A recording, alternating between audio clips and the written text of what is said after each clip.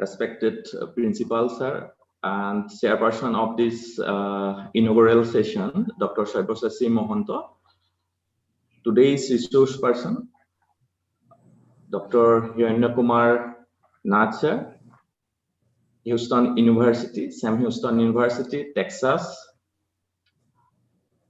Professor Kumar Chakraborty, sir, Department of Economics, Dibrugarh University, and Dr. Anup Kumar from Rajiv Gandhi University, Assistant Professor, Department of Economics.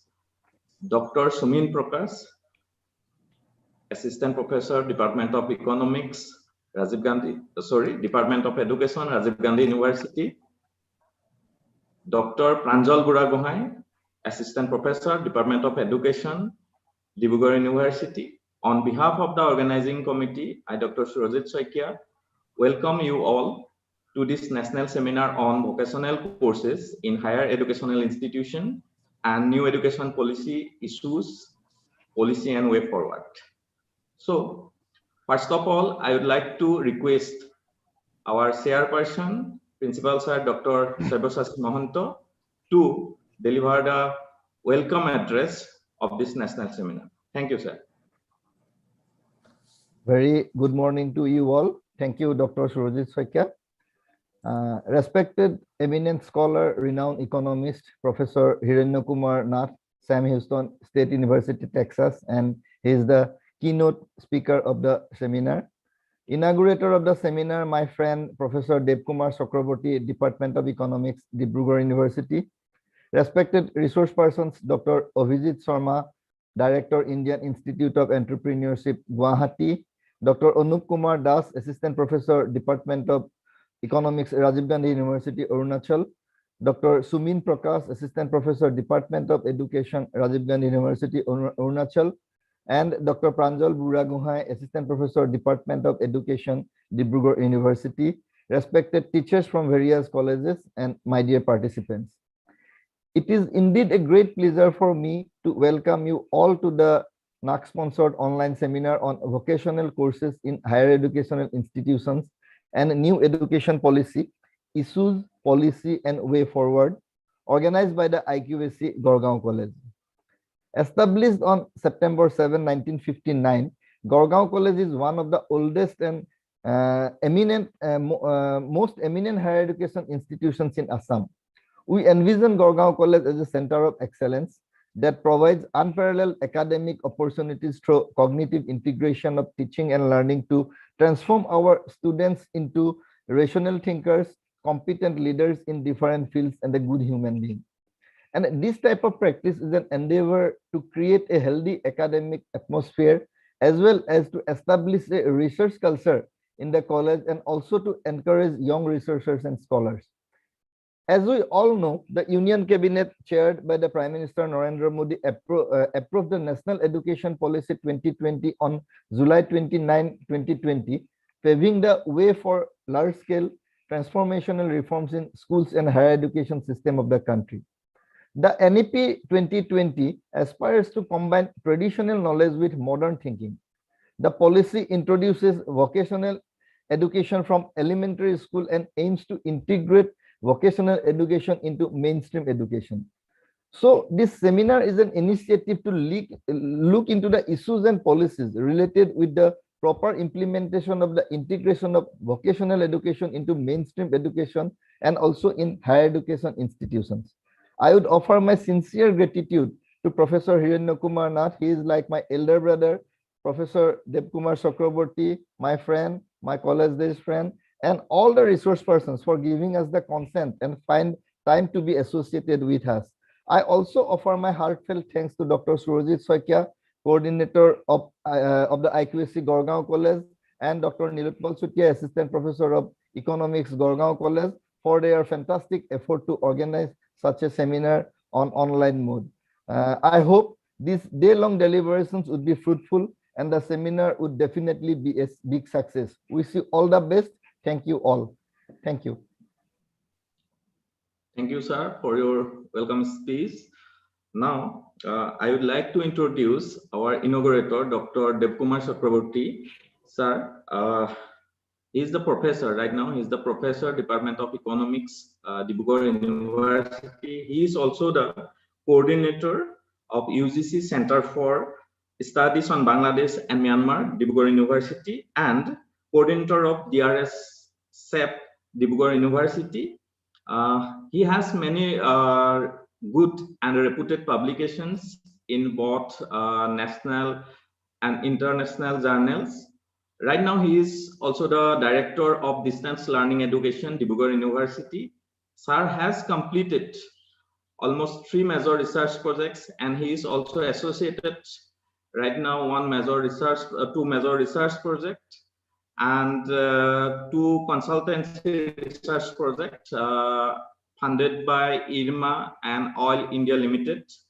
Sir, we are very happy to have you with us. And now I request you kindly to deliver inauguration as well as deliver the inauguration speech. Thank you, sir. Chakraborty, sir.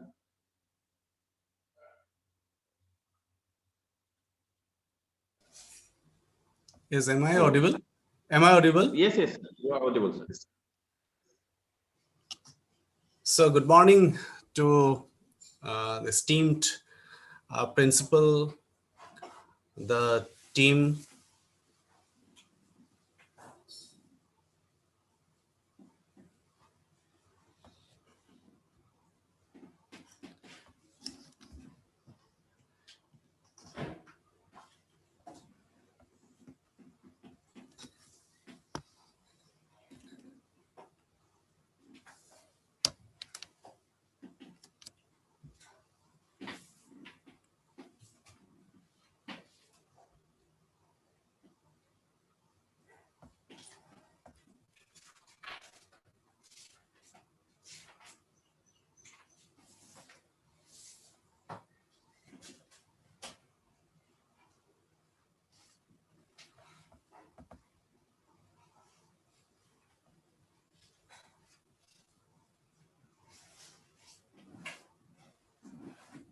Is it all right, Surajit?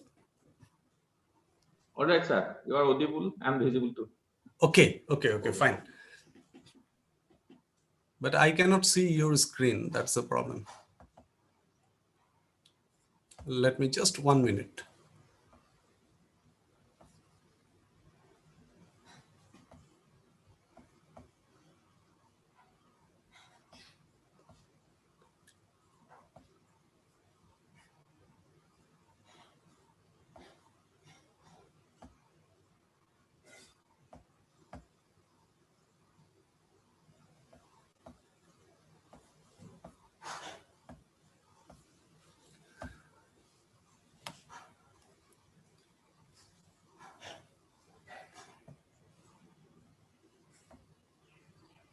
Okay.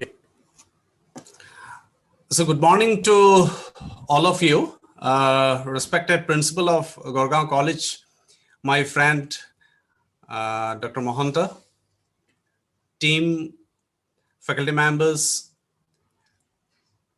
of Gargaon College, respected panelists, Professor Hiranya Nath, as well as other distinguished panelists from different institutions, esteemed participants of the national seminar,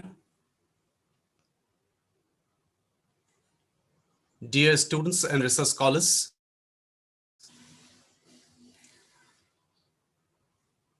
this is indeed a time that we are passing through, which is quite heavy, and we are day by day we are getting different news which are not that very favorable to the life of common citizens as well as the economy of the country. But these national seminar has got a very tremendous potential to throw a news, to throw a message at this point of time to the state that what is the strong role a vocational education can play to support and to strengthen the informal sector as well as the person who are going to join the labor force in the days to come.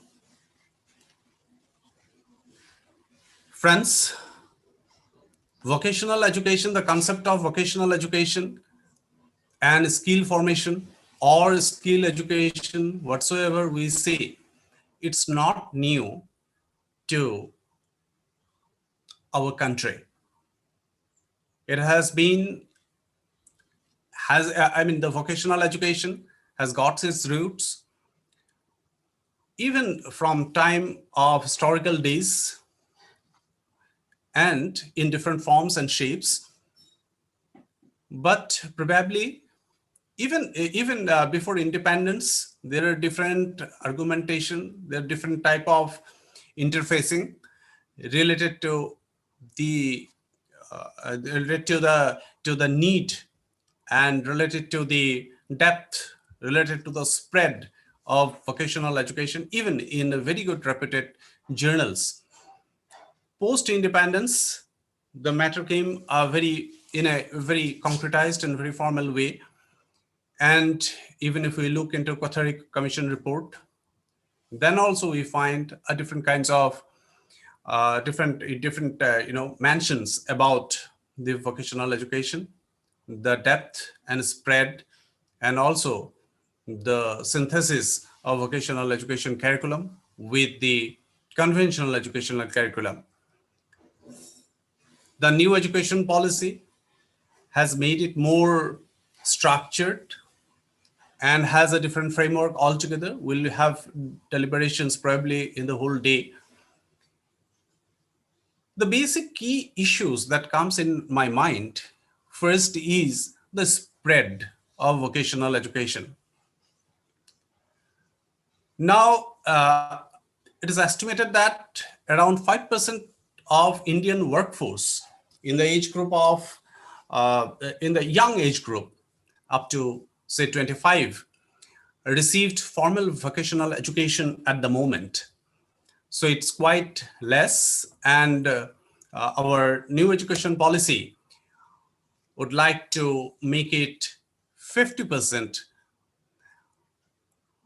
and the learners through the school level, right from secondary level to a higher educational system of university, shall have the exposure to vocational education. So when we talk about the spread of vocational education, so spread means that we want to cover at least 50% of learners of secondary education as well as the higher educational level.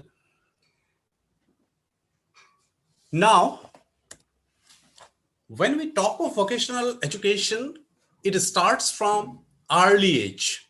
It may be from primary school, beginning with some very minor skills or skill formation. And then we talk about the quality of vocational education through the middle and secondary level education. And then we want to smooth it into higher education level in concretize the matter. Now, when we talk of vocational education, the issues that comes in my mind, the second issue obviously will be how we can synthesize. Synthesize means there may be two kind of symbiosis. One is that we can have a horizontal symbiosis, and another may be a vertical synthesis or symbiosis. Now, horizontal symbiosis, when we talk, it's something like that. So suppose I'm just having a vocational education here. So how I can have a synthesis with the vocational education in that particular occupation and that particular skill with other institutions and with other disciplines. Disciplines means, say for example, we are having vocational education, we don't have a synthesis with the regular mode of education. That is a problem. So how we can synthesize the regular mode of education with the vocational mode of education? Unless and until we do that kind of synthesis and symbiosis, the whole issue will obviously not successful. And when we talk of vertical integration, so we generally talk of, say for example, we are giving you a skill at a higher educational institution about something on robotics. Then how we can synthesize it with some other skills in that verticals, and how we can go up and down and we can have a proper symbiosis with that particular vocation. So this is something that the new educational policy would like to bring it with the help of a holistic kind of education that the new education policy has been talking about, by inculcating some issues from the Indian roots. The third thing that comes in my mind is the academic collaborations with some industrial houses, business, then other industrial farms, then NGOs, or it may be hospitals, it can be local business, it can be polytechnics, or it can be anything and everything. So from our experiences in India, and particularly in our state in Assam, that we found that the collaboration with the industrial house in academia industry collaboration is not that successful. We are having several active MOUs with different industry houses, the higher educational institutions, particularly in this part of India. But somehow or other, that is limited to some project financing or some consultancy projects, and it ends then and there. But somehow it has failed to address the teaching learning needs, or say upgradation of vocational understanding among the large number of students of this part of this state. So for example, we have the industry houses like Oil India Limited, we have industry houses like BCPL, we have Coal India, we have the refineries. But we have failed somehow to integrate or synthesize with that kind of architecture.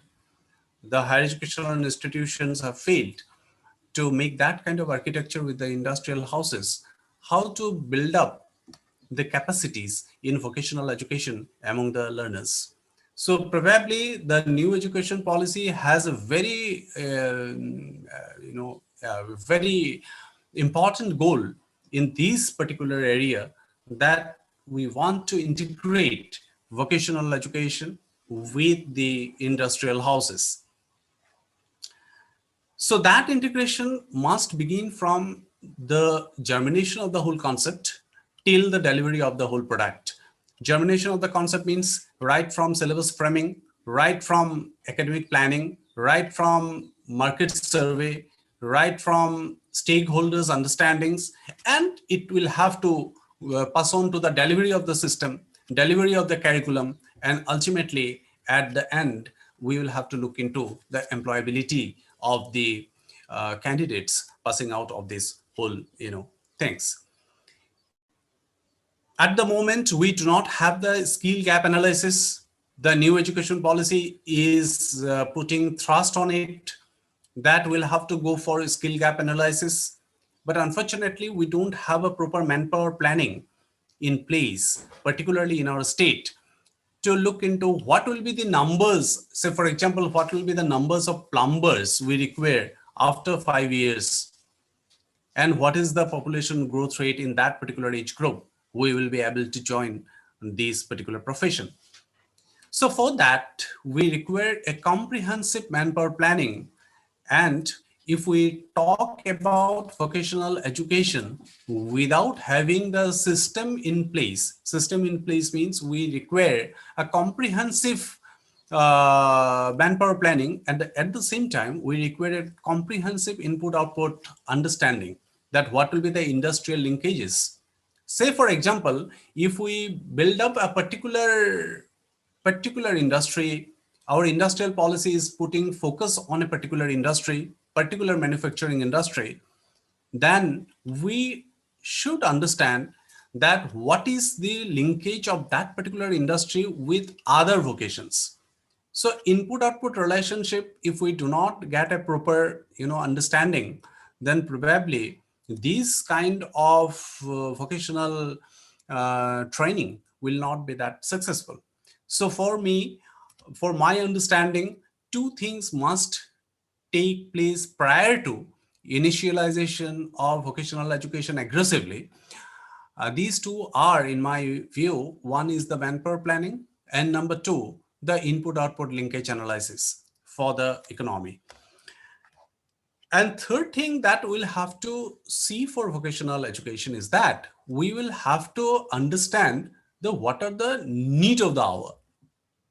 Normally what happens in a state like Assam, what we do, the curriculum that has been provided to us is that in a very traditional way, like plumbing and this and that. And then we keep on giving instructions to the learners on those domains. But we will have to visualize what will happen to the world after 5 years, or what will visualize to the what will happen to the world after 10 years. So we will have to visualize on those aspects, and then we will have to prepare our vocations accordingly. We'll have to prepare our whole domain accordingly. So somehow, probably we have already missed the bus, and we will have to be extra cautious in designing the curriculum, not only on the traditional areas of vocations, but we'll have to design the curriculum that will feed the need of the world economy, probably after for another 10 years or something. Now what happens, we have another issue that we'll have to look into, is that how to integrate the out of the syllabus knowledge that a particular person acquires. And out of the syllabus knowledge is very important in vocational understanding. Say, for example, I have learning experience of economics in a proper college and university system. Now, in vocational education, we will have to give credit to the person who have knowledge outside the university and college education. How to give credit to the knowledge that he acquires or he or she acquires before that, before college or university education. So that is a tremendous kind of exercise that we'll have to do. And the new education policy has reference to this, that how we can give credit to the person who has acquired, say for example, when a new car, just I'm giving you an illustration, when a new car is launched by a particular car manufacturing company, so today it has been launched, say for example, in Delhi, say within 5 or 6 days, if I drive it from Dibrugarh to Guwahati, then in between, if some problem arises, then a roadside mechanic will be able to crack it. So with it, so maybe it is a kind of rocket science, but it's not a rocket science for those persons who are trained to those kind of things. So now, what is that? I mean, how we can give credit to the things that is happening outside the university curriculum, outside the higher educational institutions curriculum, and how to integrate that knowledge with the knowledge that we are going to impart now in the formal setting. So that's a big challenge. So obviously we'll have to manufacture that architecture, and then we can pass on to the thing. Then new education policy has already said about constitution of a national committee for the integration of vocational education, along with the industry participation to oversee such kind of efforts. And it will also have a kind of big budget for promoting the integration with the industries. Now, when we say that vocations, skills, and occupation, then it will have to be in align with the international standards. So we have different, vocations, we have different occupations, and we have different skills. And there are many, in fact, where we don't have a synthesis with the international standards. So we have probably different occupations, the occupations which have we in our role in India, those occupations may not be termed as similar in the world frame. So International Labour Organization has got a tremendous, a full list of those occupations. So in India, probably we'll have to get ready with an alignment or calibration of our occupations with those, so that our labor force that we will be preparing or the vocations that we are planning to offer to the candidates, those will be in line with the international vocabularies.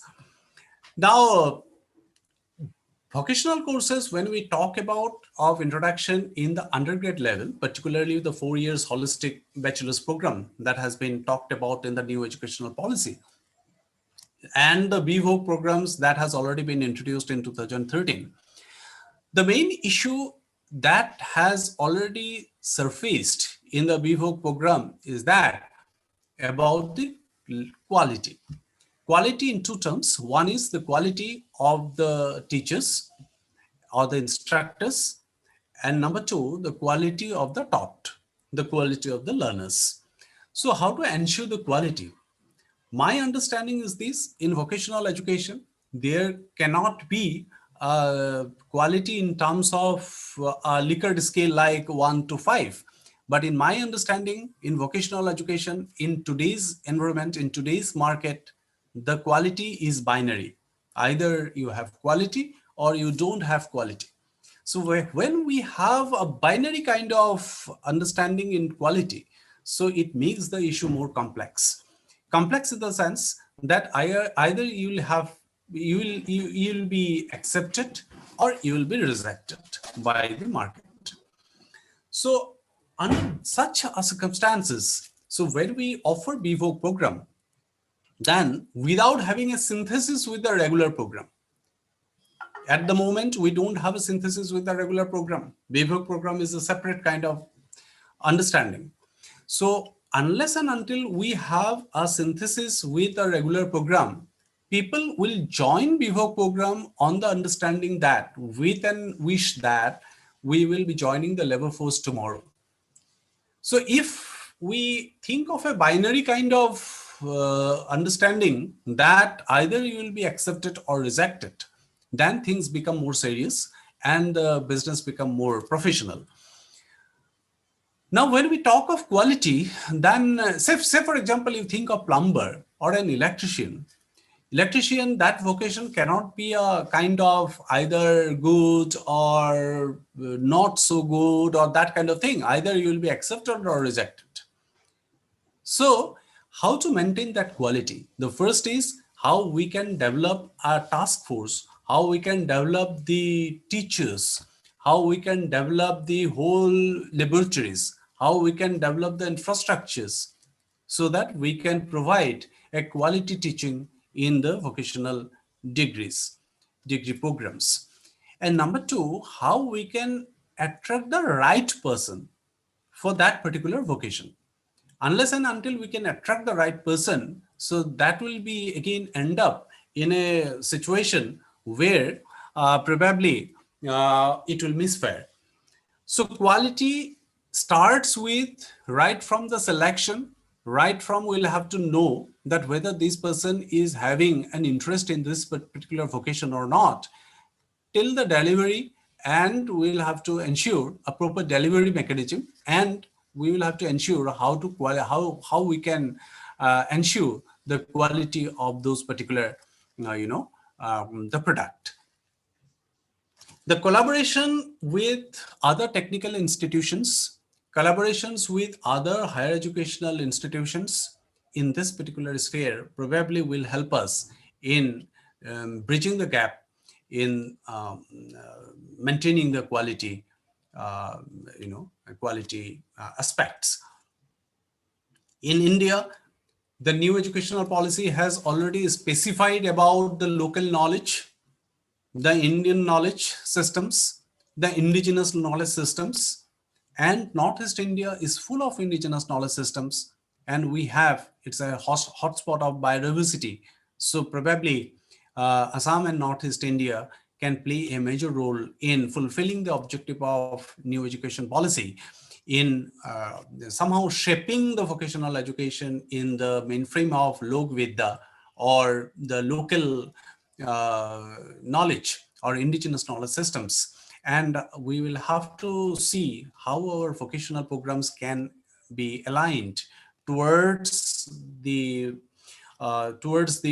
development of our indigenous knowledge systems, towards the betterment of our society in this particular context. So the vocational education, which may be valid for, which may have got relevance particularly in Delhi, may not be that relevant for Assam. And the vocational course that is relevant, say, in Dubai, may be also relevant for Assam. So it's a kind of system. Probably the vocational system is a kind of system where we'll have to do a very serious work before floating the course, before giving the course to a particular learner, to a particular candidate. And that particular serious work will have to be done beforehand. Now, vocational education obviously needs something which is beyond the territory of the vocational education and higher educational institution, but where government and other industry houses, educational institutions will have to play a major role in the form of incubation centers. We have T-hubs, technology hubs in major cities of India. Like in Andhra Pradesh, we have technology hubs. And in India, we have several incubation centers. So probably incubation centers will have to be set up in collaboration of government, in collaboration of the higher educational institutions, in collaboration of the industry houses, in the higher educational institutions.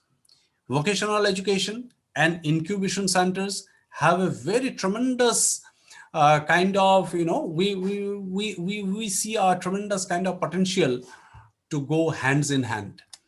If we don't have the incubation centers, vocational education cannot be a proper success. And when we talk of the vocational education, then the monitoring, the policy implementation in terms of the fund channelization, everything matters. And for that, the new education policy has given several directions under the ministry that how the funds will be channelized for the vocational educational institutions. So when we talk of our state, particularly in our state, that we have a very potential to develop the vocational education, but we are lagging behind, particularly if we look the national mainframe. So we have a very limited target in terms of all these kind of spread and depth of vocational education, but we'll have to expand it much in a very quicker way.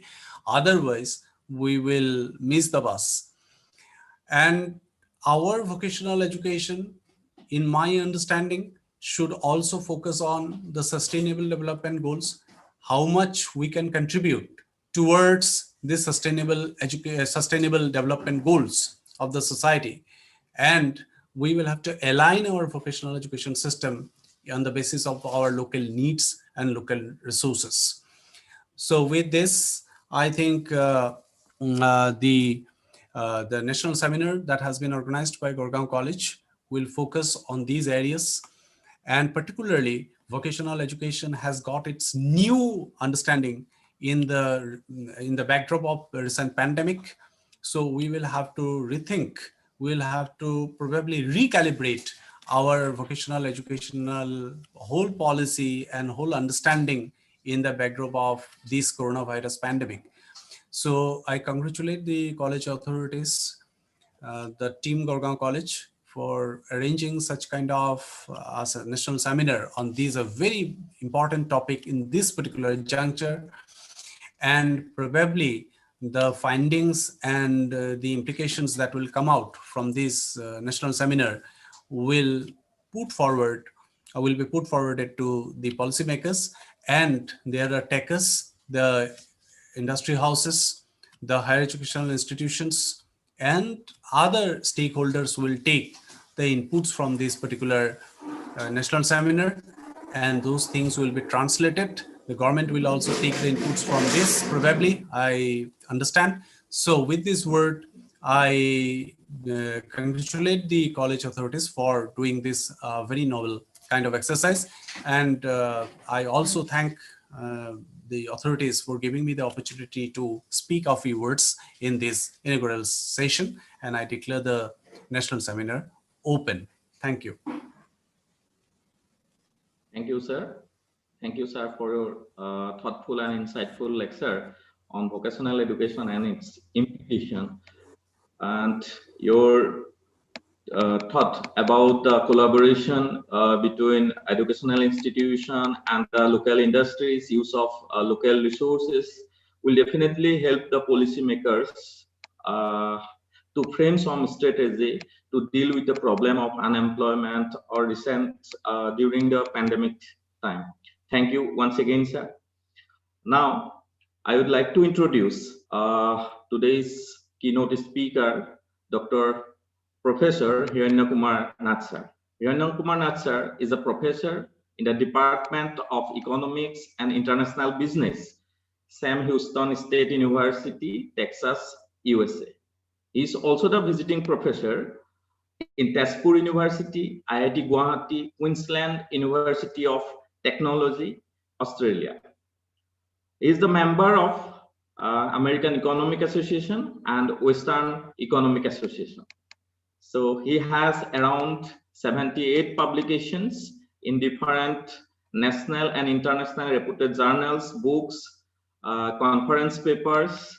He is also dealing so many projects related to economics and development. Right now, he is working on COVID-19 and its and the economic development issues like that. And so we are very happy, sir. You are with us. Thank you, sir. Once again, I welcome you to this national seminar, and I request you, sir, kindly to deliver the keynote address of this national seminar. Thank you, sir. Thank you, Rajiv. Good morning, friends. First of all, I would like to thank Dr. Sabyasachi Mahanta, Principal, Gargaon College, Dr. Hiranya Hoikia, IQSA Coordinator, and everyone who has organized this national seminar on vocational education. Before I start, let me clarify one thing. I am not an expert on education policy. I was trained to be an macroeconomist, and therefore my comments or in my presentation, I will focus on the economic context of this new education policy. Of course, there are many good things that I always thought are important for Indian education system that are in the new education policy. Of course, it's a long way to go and to realize all the objectives and goals that have been set in the new education policy.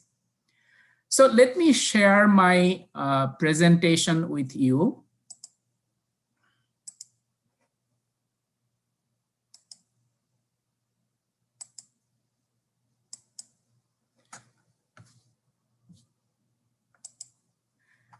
So I am planning to divide my presentation into 3 different parts. First, I will talk about vocational education, and I'm sure all of you know what vocational education is. But for consistency and completeness, I will give you a formal definition of vocational education. And then I will summarize what is there in the new education policy for vocational education. Actually, my job will be much easier because Professor Chakraborty has already summarized very well the main points of what is there in the new education policy about the vocational education. So I can quickly go over that part of my presentation. Then what I will focus on, or I will spend more time, is the larger context of economic changes. Again, as I said, I was trained to be a macroeconomist, and therefore whenever I look at something, I try to look at the big picture. So I will give you the broader context of economic changes. Of course, when you talk about education, education is not just related to economics. There are a much larger social, historical, cultural, emotional context. But I will, since my talk or this seminar is about vocational education, so I think it is quite logical that I will try to fit vocational education into this broader economic context. And finally, I will briefly discuss the challenges and opportunities for introducing vocational courses in higher education institutions. Professor Chakraborty, again, has already mentioned or discussed some of the challenges, but I will discuss some other challenges and some also the opportunities. And that will conclude my presentation. So now let's see what a vocational education is. So here is a very formal definition of vocational education. It is an organized educational program offering a sequence of courses which are directly related to the preparation of individuals in paid or unpaid employment in current or emerging occupations requiring other than a baccalaureate or advanced degree. So this is a definition given by someone in the United States when in 1990 there was a bill that was passed here in the United States about vocational education. And I think it fits very well, particularly vocational education is about educating an individual for specific occupations, that part. But then important part in this definition is current or emerging occupations, because I will be talking about the current and emerging occupations. The economy has been changing. Economy has been changing almost everywhere in the world. And in that context, whenever you think about introducing vocational courses, let's say in Gargaon College, then which vocational courses you will be introducing? I think you need to understand the larger context. You need to recognize the economic changes that are taking place or societal changes that are taking place while designing or while proposing particular vocational courses or designing those courses. And that is a point that I will try to make in my presentation. So that basically will be the focus of my presentation. Now, what does this new economic policy 2020 recognizes? There are some very important recognition that this policy, at least the policy document, has made, I think, which are very important to understand where we are going or what we are trying to do. First of all, it has recognized that across the world, there is a need for skilled workforce.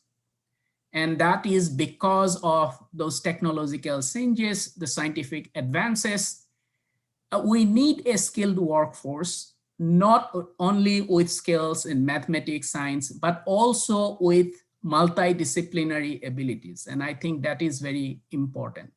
If you look at scientific advances, technological advances, it cut across various disciplines. unfortunately, in our current education system, this interdisciplinary or multidisciplinary approach is missing.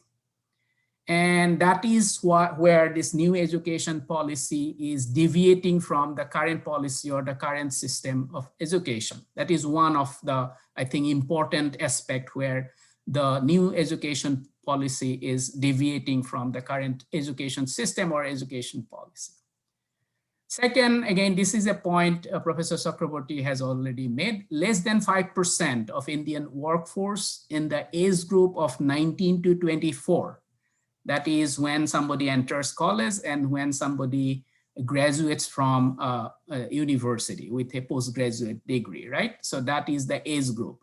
And less than 5% of this age group actually receive formal vocational education. So if you look at other countries, then that number or that ratio is very high. For example, in the United States where I live, it is about 50%, 55%. If you look at Germany actually is known for vocational colleges and vocational training or their vocational programs. In Germany, it is close to 80%. If you look at closer home, let's say South Korea, it's actually more than 90%. So in that respect, having a population which is actually very young, our median age is 29 years. That means half of our population, 140 crore people, half of them are under the age of 29. This is a very low number. So if we are trying to generate employment, or if we are trying to get these people employed or join the workforce, then we need to increase this ratio to more than, well, 5% is too low. And this recognition of this fact is an important aspect of this new education policy. And it also has recognized that, well, yes, we have had a tradition, or we have had a vocational education before, but then the focus was on grades 11, 12, that is like higher secondary level, or on dropouts in grade 8. So until grade 8 grade, there is no provision of vocational education in the current system. Well, of course, after there is no provision of vocational education in the current system. And then if we go back before 2013, when Indian colleges and universities, they started introducing those BVoc programs, right? Before that, there was no vertical mobility. That means if somebody gets vocational education at the higher secondary level, and after that, if they want to get more education, there is no way out, right? So that is one important recognition of fact that this new education policy has made. And again, as I said, in 2013, the National Skills Qualification Framework, or NSQF, it actually partially addressed this vertical mobility problem. That means if somebody with vocational training, they wants to go up, they want to have more education, they are now able to get that education. And the other important recognition of that was made in this new education policy is there is a social perception that this vocational education is somehow inferior to the mainstream education. So as a result, those who get vocational education, they are looked down upon. So of course, we are a very class divided society, and this is a really big disincentive for somebody who could have gone for vocational education and could have a gainful employment, right? I still remember a few years back, one of my neighbor's son, he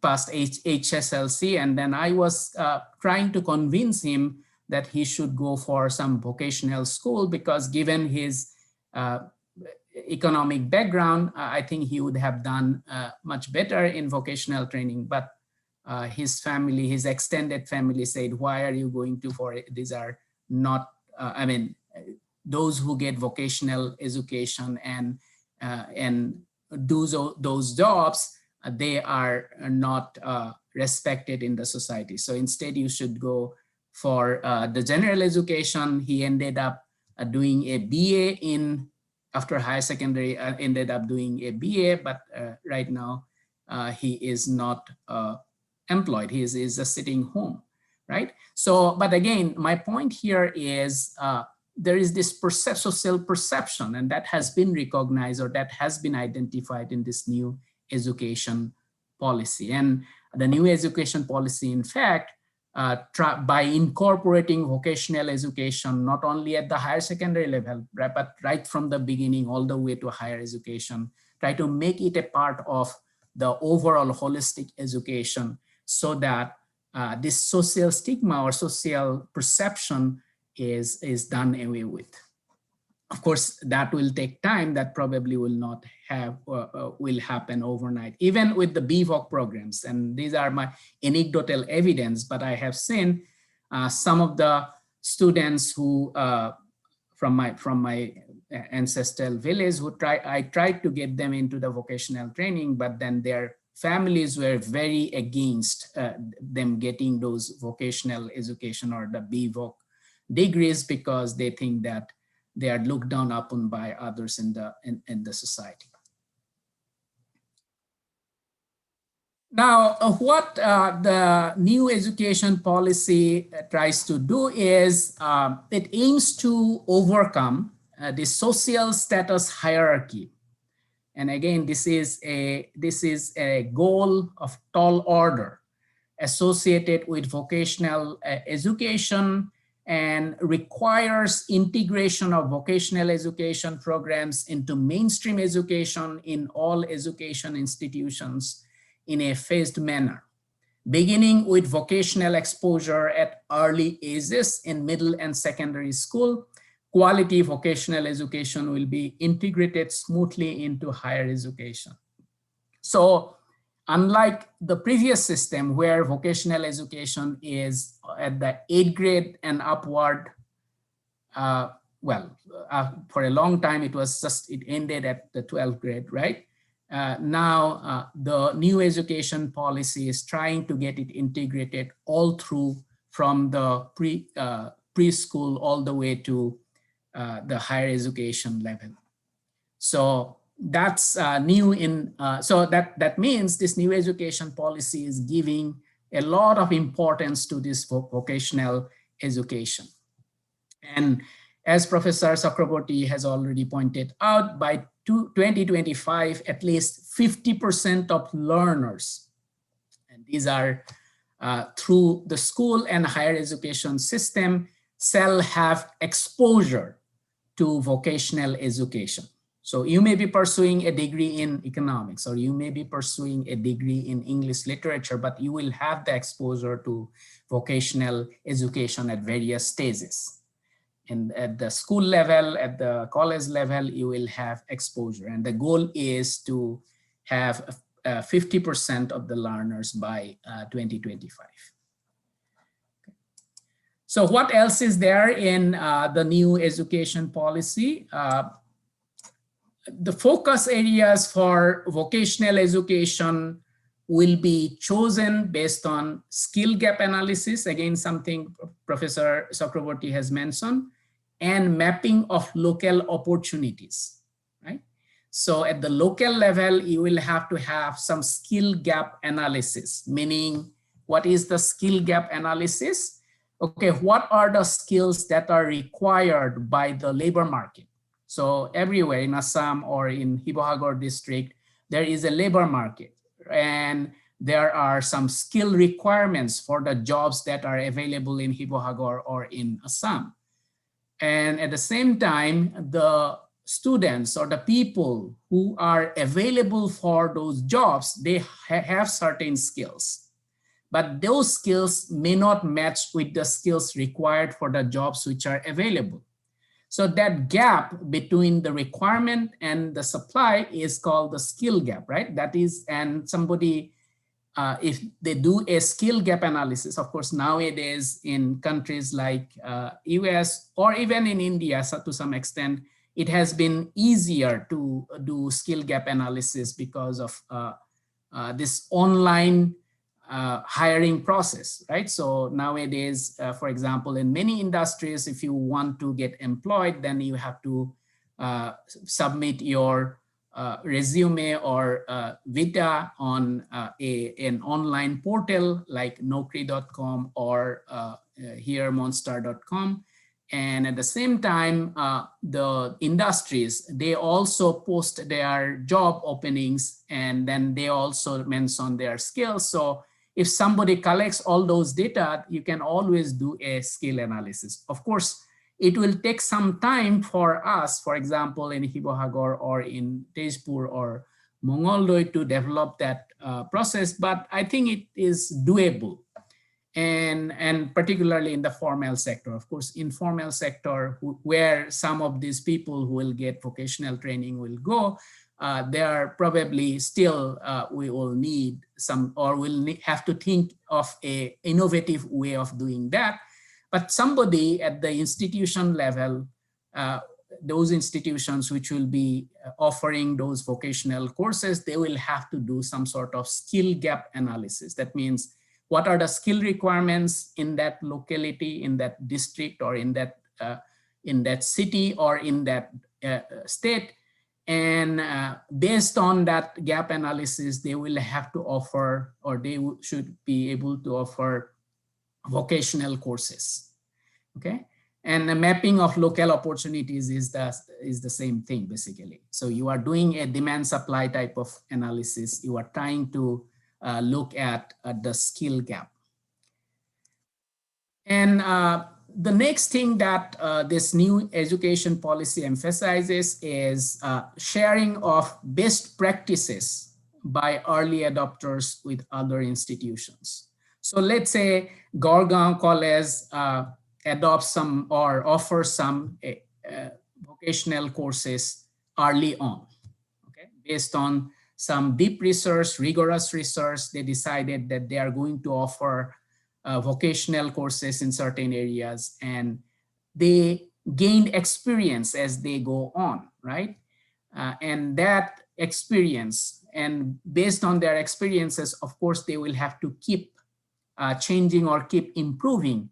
And that experience, they will have to share with other institutions who probably would like to offer a similar course. And again, Professor Chakraborty has mentioned incubation centers in partnership with industries. That's where you will be able to train, or you will be able to get the students ready for the market, not only in the form of employees, but mostly as entrepreneurs, right? So after getting vocational training, they may be self-employed, or they may start their own business. So those incubation centers, or even for the employees, there will be partnership with the industry, so that they can develop the appropriate incubation centers or appropriate kind of vocational programs or vocational courses. So that has been emphasized in the new education policy. Then the last few things that the new education policy wants to do in terms of vocational education is the detailing of national skills qualifications for each discipline, vocation, and profession. That meaning for every occupation, right? So they want to go even more disaggregated level. So when the occupations are categorized, generally there is some sort of aggregation, right? Let's say I say teacher, but then I can go a little more teacher, I can go a little bit into more deeper, like what kind of teacher, right? So you can be more desegregated. So at present in India, those occupational categories are more aggregated. So they want to do a little more desegregated classification of occupations. And also this new education policy is proposing to align these standards with international labor organizations, international standard classification of occupation, ISCO.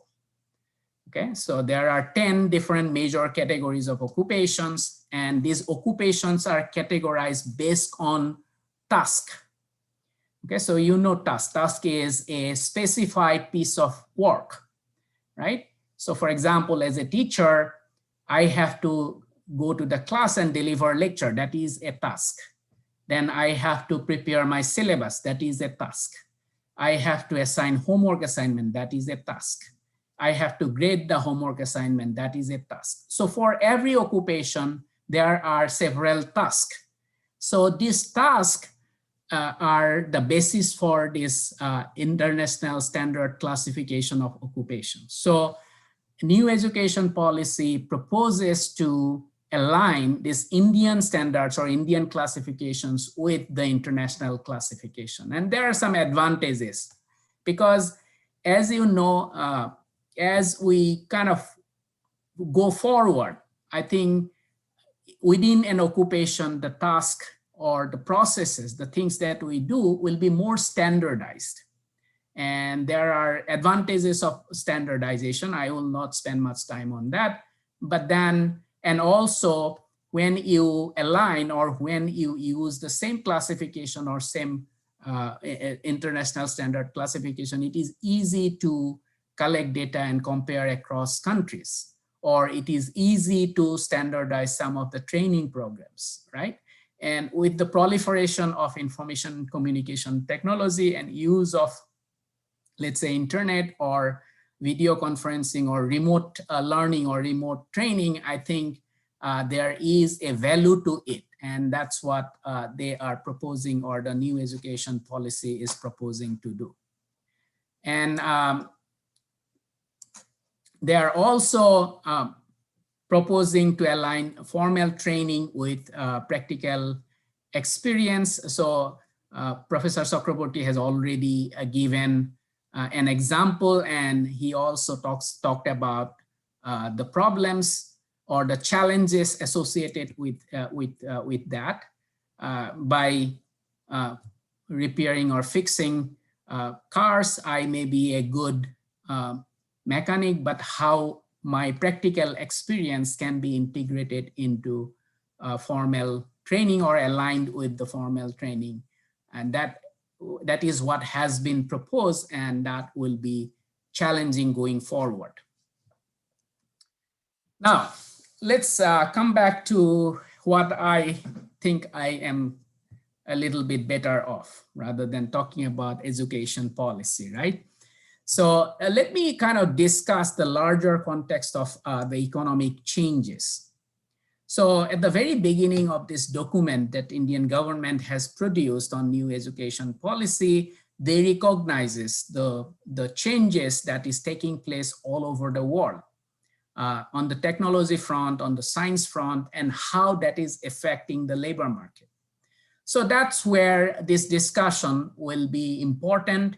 And when institution of higher education like Gargaon College would try to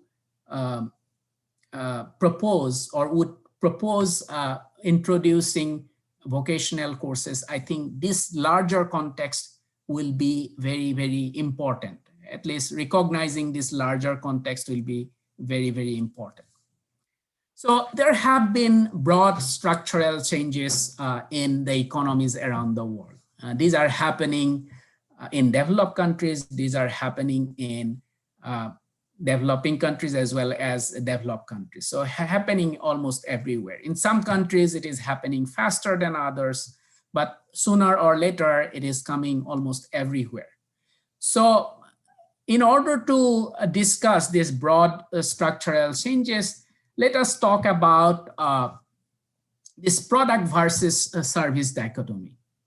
So if you think about the economy, economy produces two types of items. Some are products, which are tangible, and some are services, right? And those are intangible. Generally, if we study economic history, we know that as economies grow, the share of services increase. So more advanced countries, they produce and consume more services than products. And when I say more, those are relative terms. In absolute terms, they both may be increasing, but more and more, if you look at somebody in the United States, for example, if you look at their monthly budget, household budget, then you will see that they are spending more on services than on products. Or if you look at the economy, then it produces more services than product. So that is one very traditional way of looking at economy, the broad sectors, right? And when I say product, product includes goods produced by agriculture, goods produced by manufacturing, right? So anything that is tangible, that is the product domain of the economy. And services is intangible, it is experiential, and that is the service domain of the economy. There is another way of looking at the economy. You can also think of economy being consist of two different domains. One is the information or knowledge domain, and the other is material. And these are relatively new stuff. People, economists have been talking about for last probably 50 years, more than 50 years. But lately, in last 20, 30 years, people are talking a lot about information economy, or sometimes they refer to it as knowledge economy. Sometimes they refer it to as the weightless economy because it doesn't have any weight, right? And the material economy. So in these two domains, these are not separate. They are intertwined. They are closely intertwined. But information domain generally transform information from one pattern into another, or you can say it creates a process and transmit information. And the other domain where it transforms matters or materials from one form into another. Let's say from the woods or timbers, I create a table, right? So that would be an example of how economy produce or what an economy does in this material domain. In the information domain, well, I collect information and then I kind of transmit it in a different format, which is usable by different people, right? So if now I combine or juxtapose these two dichotomy into the economy, then I can divide the economy into 4 supersectors.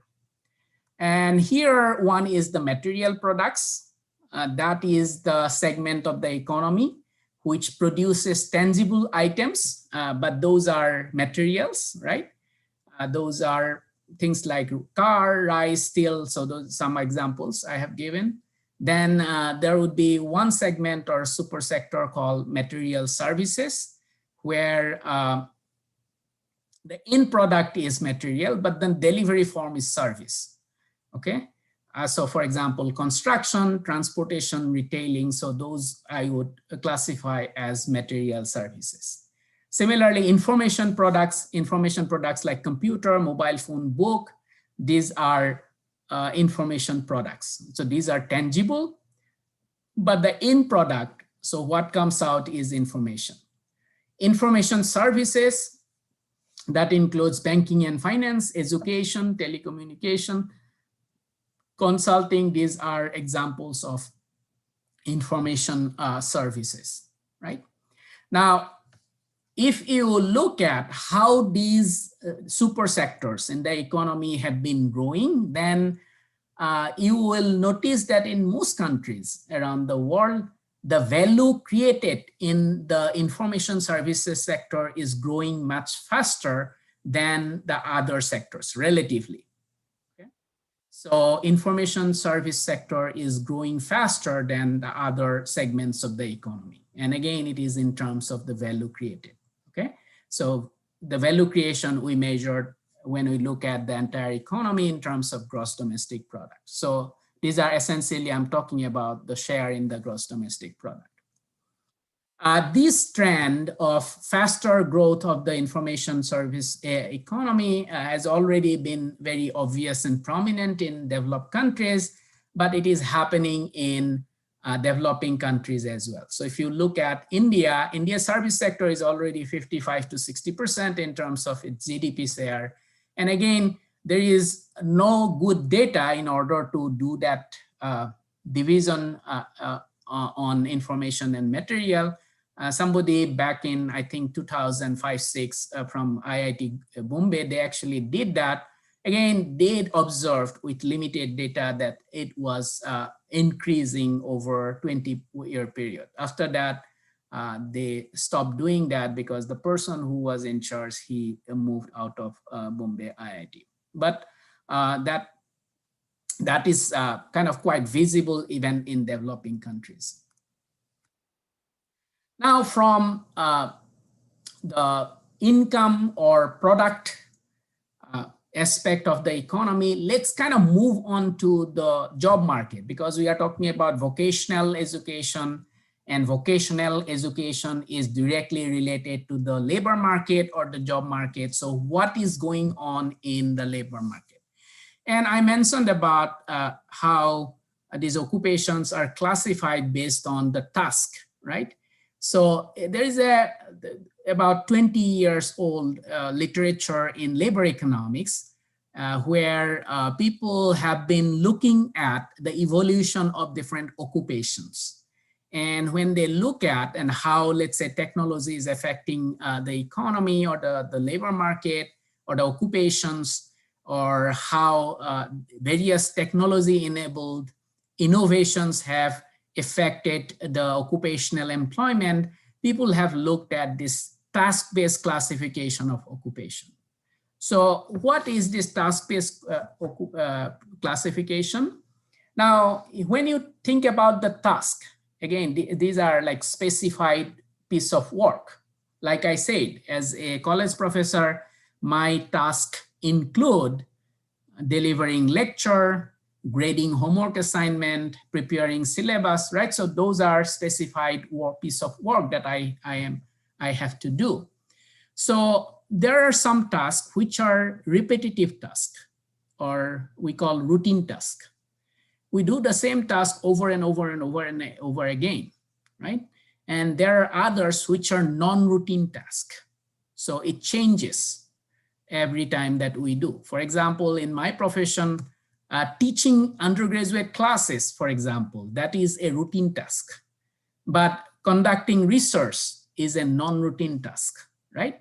So all the tasks you can divide into two different groups, routine tasks and non-routine tasks. Now, if you think about your own occupations, again, most of you are probably college teachers or students, but then even if you are not, if you go beyond teaching profession or teaching occupation, then you will see that every task, be it an engineer or a doctor, we have different tasks, right? It's a combination of, an occupation is a combination of tasks. Some tasks are routine, some tasks are non-routine. And you will also realize that in some occupation, there is a predominance of routine tasks. And there are some occupations where there is a predominance of non-routine tasks. So if in an occupation, there is a predominance of routine tasks, then you can call it a routine occupation, okay? If in an occupation, there is a predominance of non-routine tasks, then you can call it a non-routine occupation. For example, a clerical job is a routine task, a routine occupation, right? Because they probably do the same thing over and over again. Or bank teller's job. So in the bank, if you go to a bank teller normally do the same thing. In the morning, it goes open the locker and then accepts deposits and then gives out withdrawals. And at the end, they will calculate what was the coming in, the cash flow, right? And then inflow and outflow, and that's what they do. It's kind of repetitively, they do the same thing over and over again. So these different 5 or 6 different tasks a bank teller has to perform, most of them are routine tasks, right? There is another way of looking at these occupations, which is manual versus cognitive, brain versus brain. So in some tasks, you have to use your physical power, okay? So if you are a construction worker, most of the time probably you will be doing physical tasks, right? But then in my profession, for example, most of my tasks are cognitive tasks where I use my mind or use my brain. So you can have manual tasks or you can have cognitive tasks. So based on predominance of either manual or cognitive, again, you can classify the occupations into manual versus cognitive. So if I now combine these 2 different classifications, then I get 4 different types of tasks, and based on that, I can say that there are 4 different types of occupation. Routine manual, right? This is where you use the physical power, but you do repetitively things like many of the jobs, occupations in construction. I am just mentioning the sectors. Not all construction jobs are routine manual, right? Some jobs actually need non-routine manual or even need some cognitive skill. But then mainly construction worker occupations, transportation occupation, production occupations, they're generally primarily routine manual.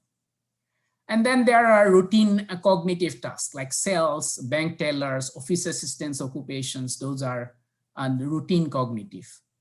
And then you have non-routine manual, like personnel care occupations, right? So if you are taking care of children, let's say you work in a child care home, or you work as a nurse taking care of elderly person, those are non-routine manual. Those are not repetitive, but they require physical power. And then non-routine cognitive, like management, professional occupation, mathematician, scientists, these are all non-routine cognitive, it involves mostly non-routine cognitive tasks. Again, as I said, in each occupation, there may be a mixture of both cognitive and non-cognitive, routine and non-routine, but these are classification based on predominance of 1 or 2 types of tasks. Now, what the economists have observed that over time, the routine task-based occupations are subject to automation and a variety of technology-enabled innovations. So those which are routine tasks or routine task-based occupations, they can be automated. They can be replaced by machine or by software. Of course, routine manual being replaced by machine has been happening for a long period of time. It probably started back in the Industrial Revolution, right? But then the routine cognitive task being replaced by a software or by a machine is relatively new. For example, think about ATMs. ATMs, I think, were discovered back in late 60s, around the time that I was born, I guess. I was not responsible for that, but then somebody, I think around 67, 68, somebody invented ATMs, automated teller machine, right? An automated teller machine nowadays can do everything a teller, bank teller does or used to do, right? So that is an example of how routine cognitive task is being replaced by a machine. Think about even travel agent job, right? Earlier, if you want to travel, then you have to go to a travel agent, talk to him, and then he will book your flight, he will book your hotels. But that has now changed, right? And now you can do it by using a software on your own. And then based on these technologies, particularly information and communication technologies, there have been these technological advances have enabled a lot of other innovations. So for example, operation shifting, self-service, etc., etc. One example of operation shifting, for example. And nowadays, a lot of things that secretary used to do, nowadays we do it ourselves because we have access to computers. Think about even when I came to the United States for my PhD, then even in the United States in economics department, there were some elderly professors who used to give dictation to the secretary when they want to write a research paper. And they don't, because they were not proficient, or by then, well, it was started using computers, so they did not know how to type or they were not proficient, and that's why they will dictate to a secretary. So there will be a big area in the department where there will be all the secretary with typewriters. And those typewriters were much advanced than the typewriters I used to see in Delhi University or in JNU, right? But then they used to take dictation, but that has gone now. Now we do the typing, or we basically create that document ourselves. Even the memos that we write. Earlier, the boss will dictate that to the clerk or the office assistant, and that used to be the case. But then now that particular task or operation has been shifted to another person. So that has been possible because of the technology. Self-service, a lot of things that you do earlier, you needed a person to come in. For example, when you buy new electronic gadgets, right? A lot of repairing, nowadays you don't need anybody to come into your house and repair them. In fact, you will be guided by a software, or you will be guided by somebody sitting somewhere else how to fix a, let's say, a laptop, or how to fix it. And sometimes it is amazing that I follow instructions from somebody who is sitting in India or Philippines, right? So those are innovations in doing business or in industries which have been enabled by technology, use of technology. And so this routine task-based occupations, which are routine, repetitive, are in big danger. And that has happened in developed countries already, and it will be happening in developing countries as well. So we cannot assume that bank tellers' jobs will not be gone soon. It probably will be gone soon, because at the end of the day, well, business models are becoming very universal, right? And that's where the efficiency gain takes place. So that's about routine. So where are the growths? So if you look at these 4 different types of occupation, which occupations are growing? First of all, non-routine occupations, whether they are manual or cognitive, they are growing. Okay, non-routine cognitive jobs are growing because you need your brain power nowadays to work in certain occupations, and it is partly because of this skill bias technological progress. So the technological progress that has taken place in the last 20 to 30 years, they have a strong bias towards skill, meaning in order to use those technology, you have to be skilled. And as a result, the demand for people who have this cognitive power, who can do this non-routine stuff, is in demand for those kind of occupations is increasing. Of course, now, as you know, artificial intelligence has advanced in leaps and bounds. And even some of those non-routine cognitive now apparently can be done by artificial intelligence. So some of these, even those kind of occupations are, or at least some part of their jobs is now will be replaced or already being replaced by artificial intelligence. So, but we all believe, most people believe that there will still be very high demand for non-routine cognitive tasks. Similarly, because of various different factors, not necessarily economic, there are increasing demand for non-routine manual. And I'll talk about those in a short while. So non-routine task-based occupations are on the rise. And that's where, I will talk about, I'll try to make an argument what kind of vocational courses or programs you probably should think about when you try to introduce vocational programs or courses in your college or in your institution of higher education. Technological advances, I already talked about those. Information and communication technologies, it achieved unprecedented advances in the last 20, 30 years.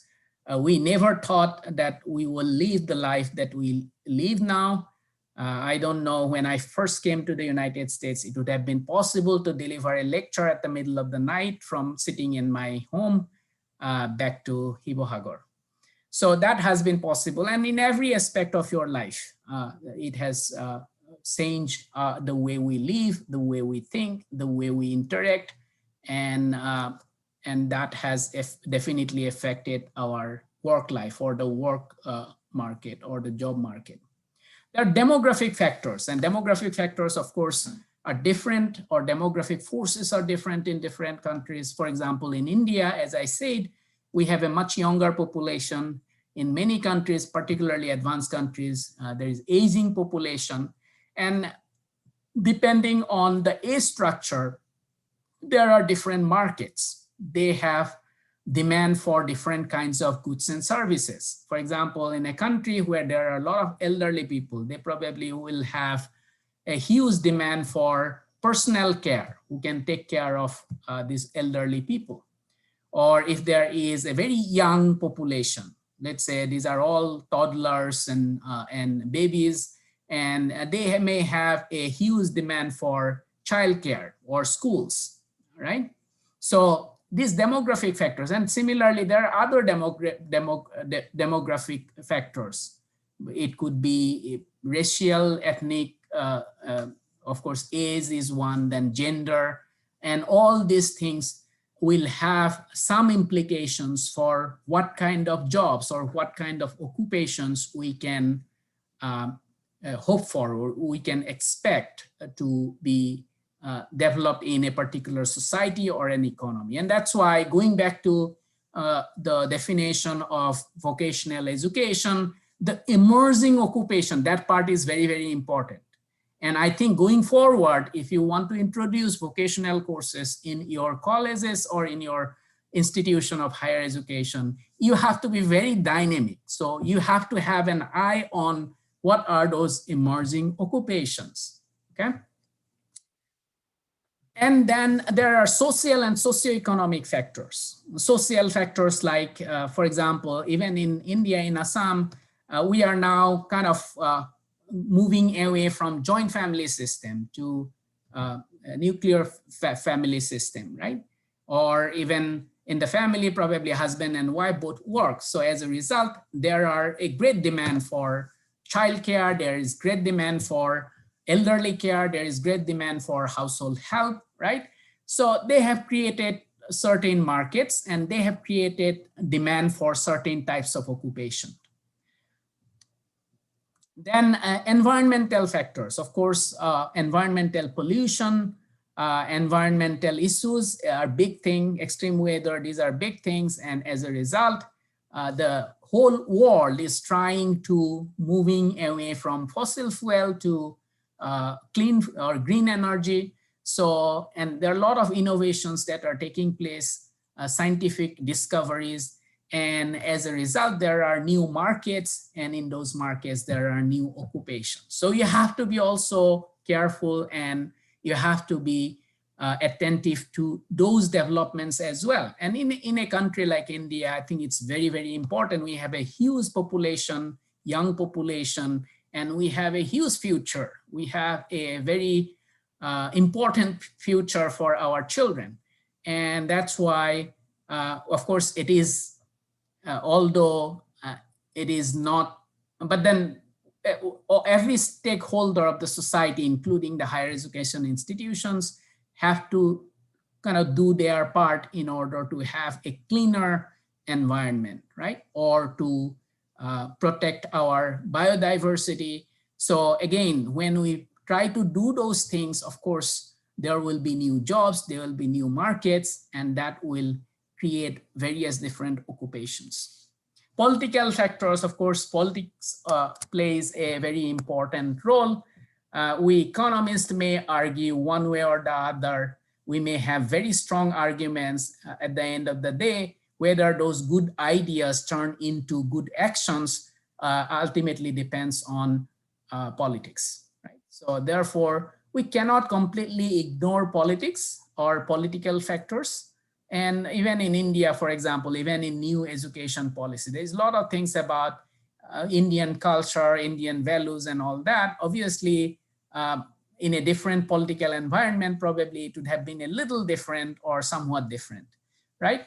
So those things we cannot ignore while trying to figure out where do we have to go or how to plan for next 5 years or 10 years or 15 years.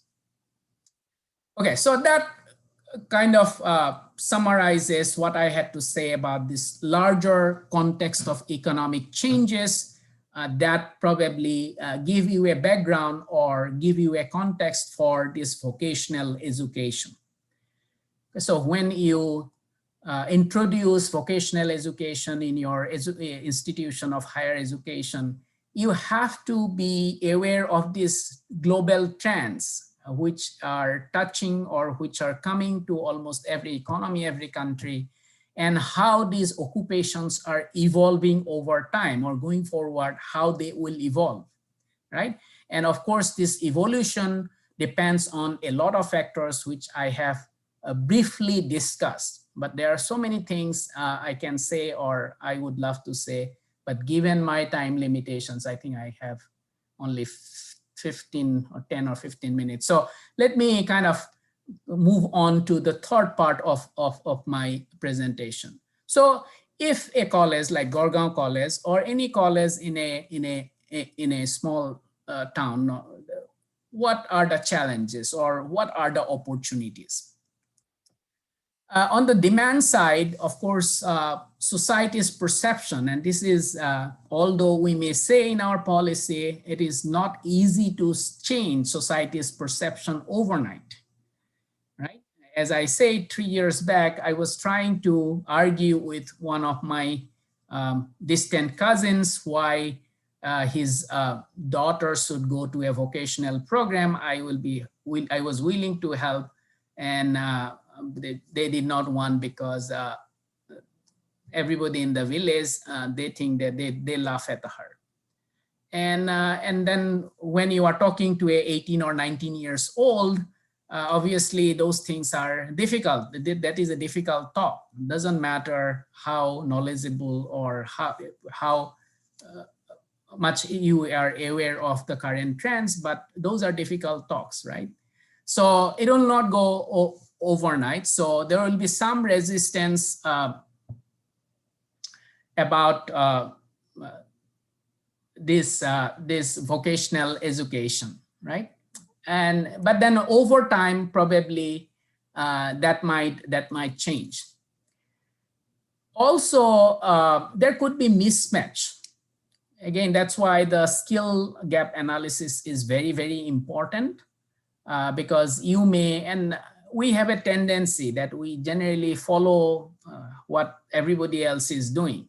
And particularly it happens a lot in Assam. So if somebody starts a copy machine shop, then everybody, that was kind of the trend when I was in college, right? Somebody bought a copy machine, photocopy machine, which we used to call the Xerox machine.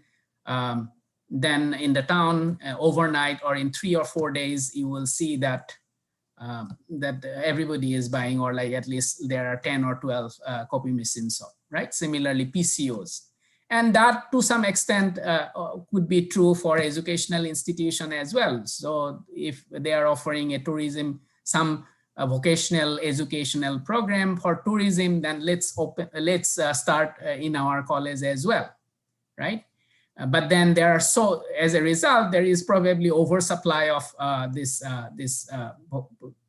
trained people, but there are not too many, or in that particular locality or district, maybe there is no demand for people who are trained in tourism industry or occupations related to tourism, right? So there could be a mismatch. So that's why you should be realistic. You should look at the market. There should be a constant effort to kind of look at or assess the local needs or local market, the industry needs. And that has been emphasized in the new education policies. I'm not, just don't get me wrong. But what I'm saying that when it comes to implementation, that could be a challenge, right? There may not be enough demand for the people that you produce or the trained people that you produce.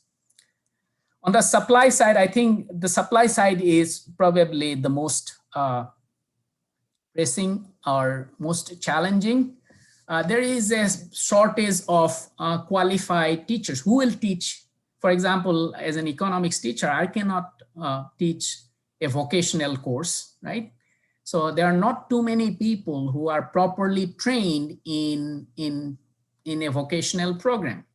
And as a result, now if every college in Assam or every college in India, they start vocational programs, so do we have enough human resources, trained people who can actually offer those courses? So, and then of course in new education policy, there is, they are trying to get people who are in industry so that through their experience, they can come and they can teach or train these students. But then again, in the context of Assam, we don't have too many industries. Of course, in the eastern part of our state, we have oil industry. But then if you look at other parts of the country, other parts of the state, there are many places where there are colleges, but there are no industry, right? So where do you get people to teach someone vocational courses? So that I think is a very difficult, or going forward, it will be a challenge for everyone. In the United States, for example, generally these vocational courses are taught at the community colleges, and they get a big pool of people who probably have already spent many years in the industry. And of course, they need to get some certification, but they do that after that, and they want to get it like, they want a much easier life. They just want to teach a few courses. So there is a big pool of people who actually are experienced and can teach those those vocational courses. I cannot say the same that is the case in India, particularly in our part of the country. Then the current geography of economic activities, meaning economic activities and industries. So if you look at the geography of industries in India, of course, most of the industries are probably concentrated in the western part of India. To the eastern part, we have some natural based industry, but then beyond that, we don't have much, right? So most of our people are employed in the government sector, right? So that is even if you produce some vocationally trained students, now where do they go and where do they offer their services? Then, well, there is also this case of urban versus rural, right? So urban areas, maybe there are some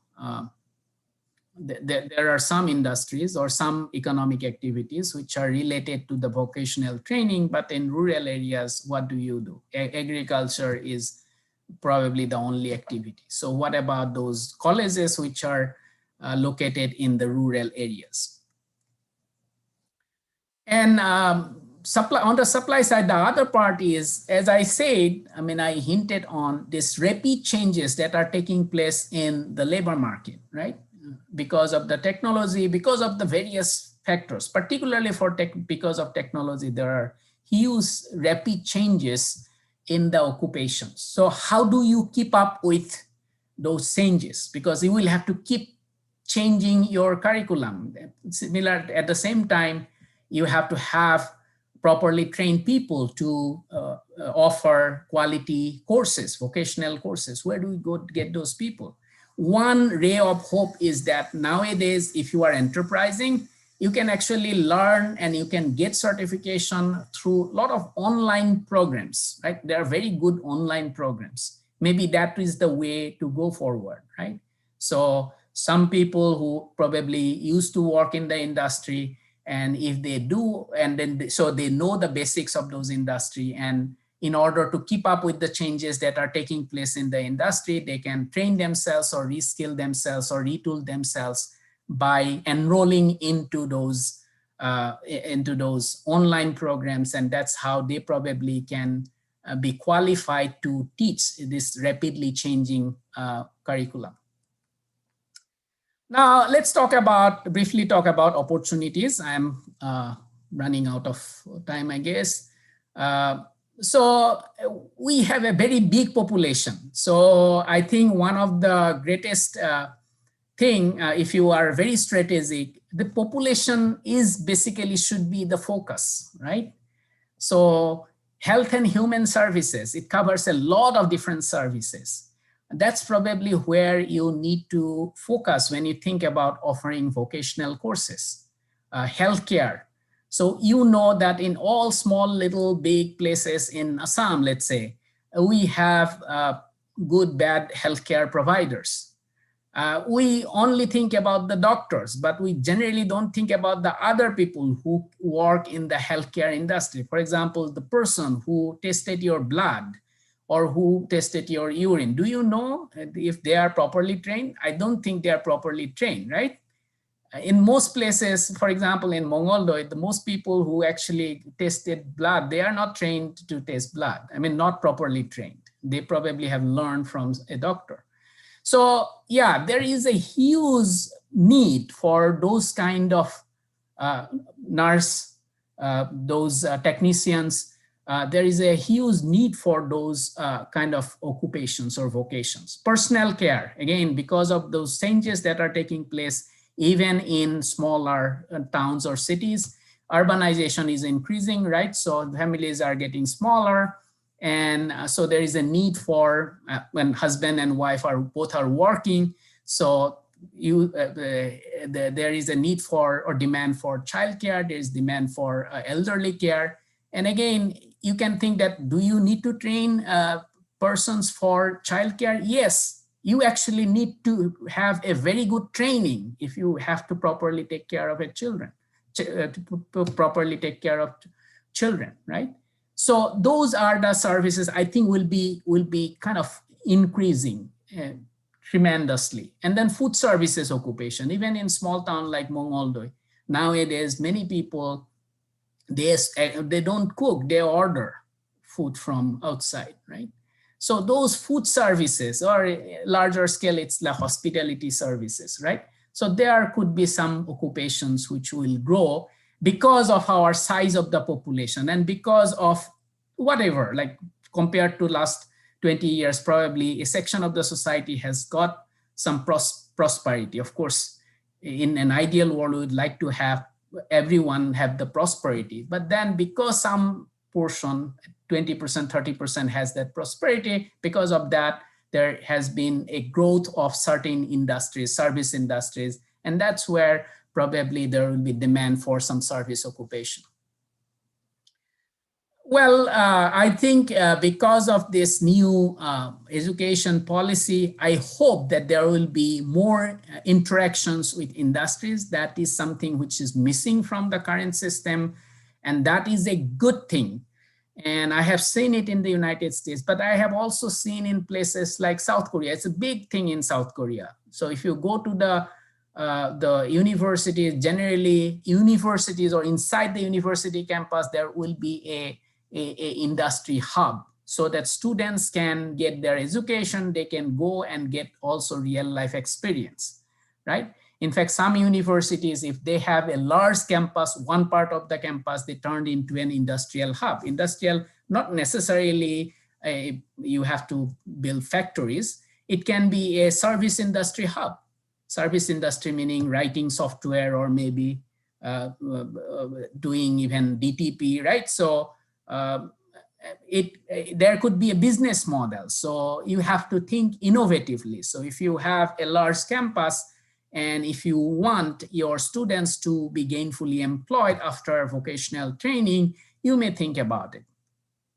Okay. So I talked about industrial hub around college. And then if you think carefully, plan carefully, then you can be an earlier adopter. So if you kind of find a niche market or for certain occupations and you start programs, you may have certain early adopter advantage. And I think, again, I hope that colleges like Gargaon College will find that niche through research, through forward-looking thinking, through vision, and can be a leader.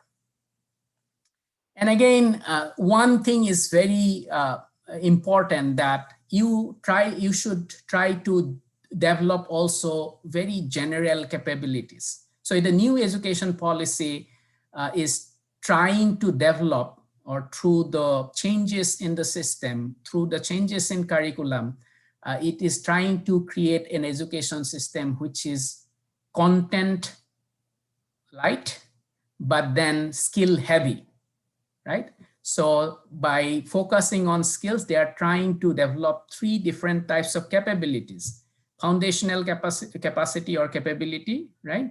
Then cognitive capability, and third is the social, emotional, and ethical capability, right? So in doing that, you have to have some general, or what they call multidisciplinary capabilities, right? So whenever you design a vocational program, I think you should focus on developing general capability. By general capability, I say when you can kind of switch from one, or you become a lifelong learner, right? Because this job market, the labor market, has been changing very rapidly. And in order to cope up, or in order to survive in that market, you have to have that ability to kind of move from one thing to other. You have to have that ability. And I think focusing on that in a vocational training program would be a competitive advantage for any higher education institutions. Having said that, I think I am almost ran out of time. If there is any question, I'll be happy to take them.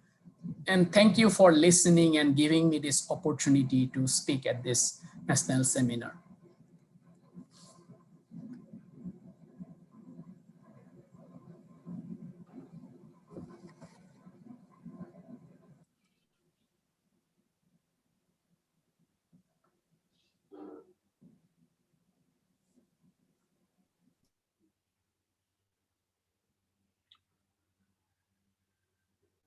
Thank you, sir, for your speech. It will definitely help us. Help us to introduce some new courses in our educational institutions. For your kind information, Gargaon College has already started 12 vocational courses as a part of its academic curriculum. Thank you, sir, for your insightful lectures regarding vocational courses and its implication with the changing situation of the economy of the world.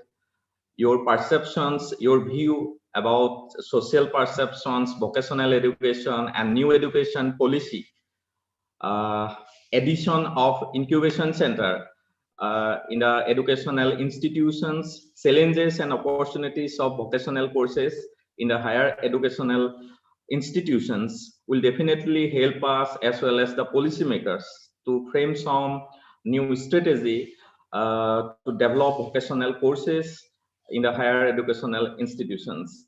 So to meet the gap of the supply side gap of the trainees in the higher educational institutions, for your kind information, Gargaon College has collaborated with Assam Agricultural University, some tea industries in the local areas. We are also going to develop some MOUs with some hospitals like that. So we think that we can meet the demand of the right demand of the with the situation. So, Thank you, sir, once again for your nice presentation, sir. It will definitely help the organizers too. Thank you, sir.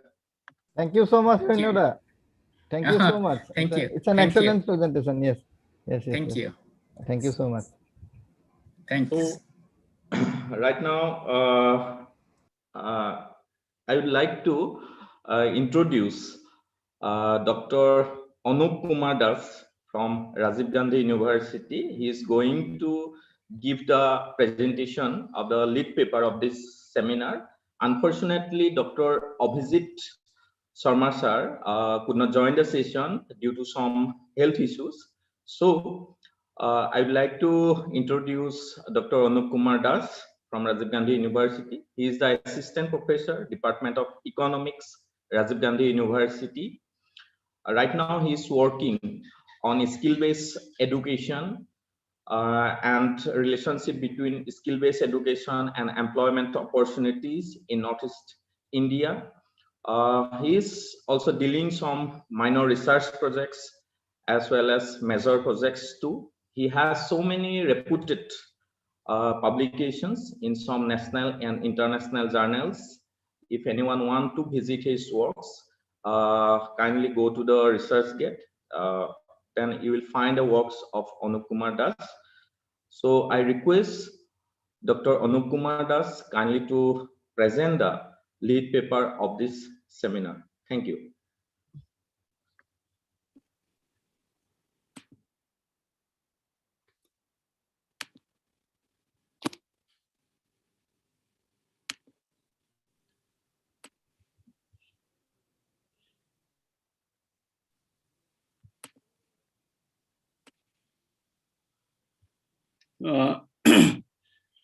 Hello, Surajit, am I audible? Yes, yes, you are audible. And my screen is visible yes, or not? Yes, your screen is visible. Okay. First of all, I would like to express my sincere thanks to the organizing committee for giving me this opportunity, especially Dr. Monto sir, the principal of the college, Dr. Surajit, the NET coordinator, and Nilotpal, who is the convener of the seminar.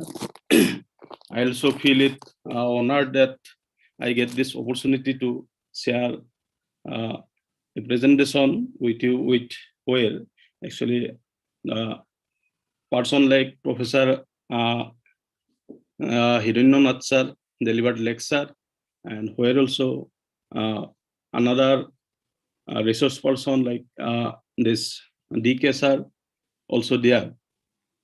And at the beginning, I would like to say that this is my first attempt to deliver a lecture in such program. So I am not fully confident. And apart from that, I also I also express my thanks to Surajit for the nice introduction. But actually relating to skill development, so my research area is basically agriculture economics, but I work in this with, actually I supervise one of my MPhil scholar in this area. So I'm not expert in this area, but as Surajit requested, so with due respect to his request, I just prepared this presentation, and it is not an in-depth study, it is just kind of overview on the skill development in India. So now I am going to present. So here actually along with me, so co-author is Yami Melo. Actually she was the research scholar who did the study on the skill development, and I have also taken some input. So that is actually this presentation, it is by both of us. So now my presentation, so I try to skip the exclude the technical things, and as I am from economics, so it is basically an economic analysis. And so now we all know that in our economic development, human capital, so which is one of the important capitals, which has a very crucial role. And this human capital, this concept, it was included in this definition of capital. So it was where Adam Smith and Marshall also considered that. So the investment in this capital, that is human capital, which is one of the most valuable of all capital. But the classical economists as a whole, so they identified the three inputs of production, and these are the land, labor, and physical capital. And since we know that the supply of land, so it is inelastic in nature, so therefore, as per classical economists, so they assume that the output of the economy, it is actually dependent on the labor as well as physical capital. So therefore, the growth of an economy, it is actually determined by this, the growth of labor and growth of capital. And along with that, there is another, that is R, which is called residual. That is, it includes those factors other than labor and capital which affect the economic growth, but they assume that this other factor, their impact is not so much significant. But later on, the growth experience of different countries, so it shows that actually it is the residual, that is the R in that equation, so which accounts the majority of the economic growth. So when it was realized that it is not mainly the labor and capital, but it is actually the residuals, those factors which are assumed as insignificant by the classical economics, so which has the major role in economic growth, then the usefulness of that equation, it has reduced. And then actually the concept of this human capital, it is rebirthed in the early 1960s. And it is with the writings of Schools, Becker, and Means. So actually, although Marshall, this Adam Smith, he considered that as that human capital as one of the capital, but the classical economists as a whole, they did not recognize it. So they did not give the importance. But after the growth experience of many countries, then again it is rebirthed. And so they found that actually the expenditure on education, this is one of the basic reasons for the rapid economic development of USA during the second half of the 20th century. And in fact, they found that, so if we spend $1 on education, so what is the return? It will be much greater than what will be the return if we invest $1 in physical capital, like transport, industry, irrigation, etc. So this shows actually the importance of the human capital in economic development.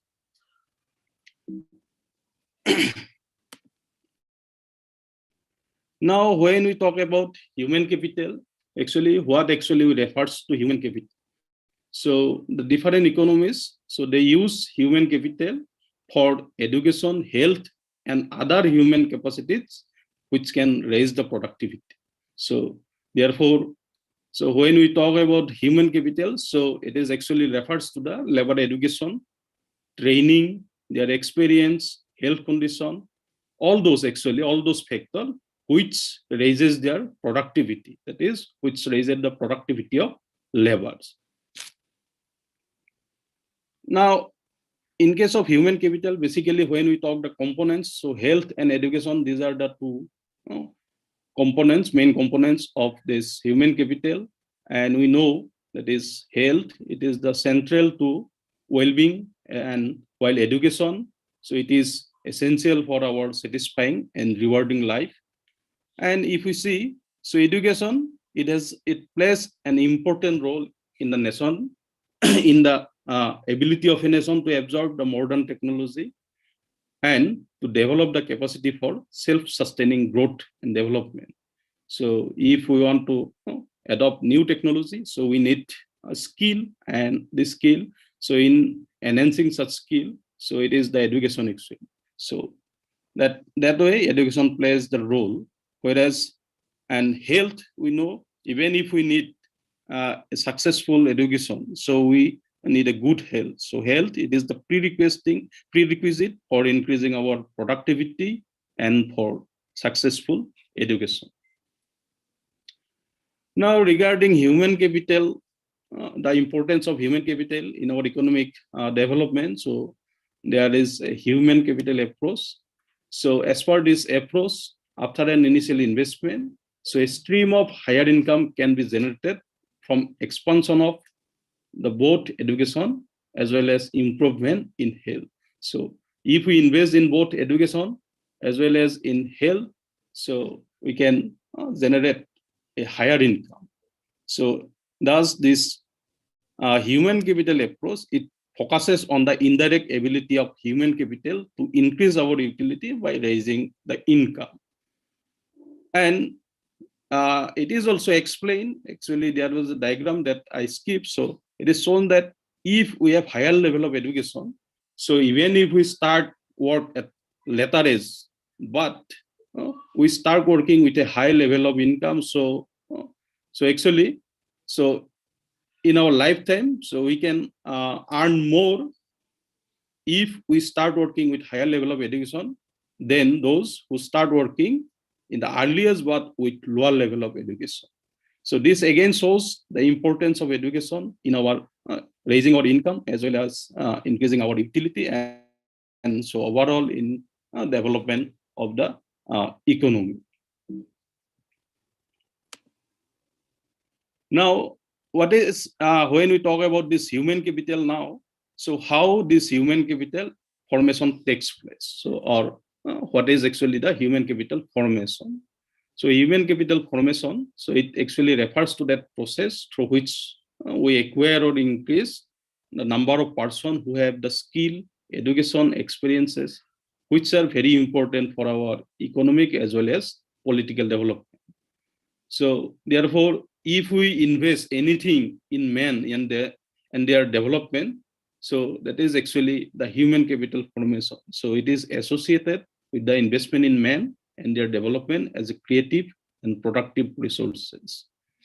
So it includes the investment in our education, in improvement of health, and the training of the workers in specialized skill.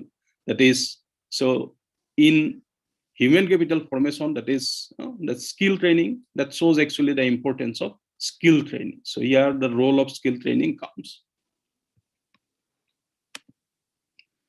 Now, the significance of this skill development training. So now in today's world, we all know that the skill development, it is very much important. Already in previous discussion also, it was it is mentioned that so this skill development, so it is identified as one of the major driving force for our socio-economic development.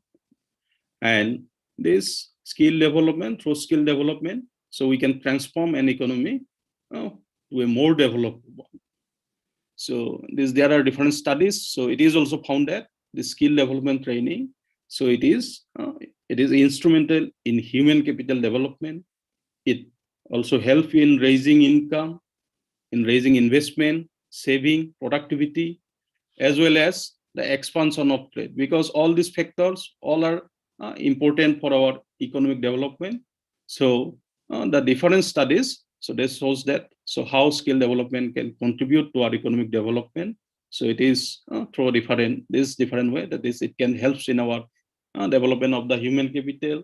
So it can raise the income. So these are different ways, and all these are actually found by different studies. Now, again, the improvement in human capital by making investment in such area, so it transforms the economy from labor intensive to capital intensive, and thus it can also help us to deal with the problem of that labor scarcity, because labor scarcity, this is a major problem of the economies. So always there is labor scarcity. So basically it's the skill labor. So if we can transform this economy from this labor incentive to capital incentive, so then we can deal with that problem. And in that process, actually, that skill development, it has an important role.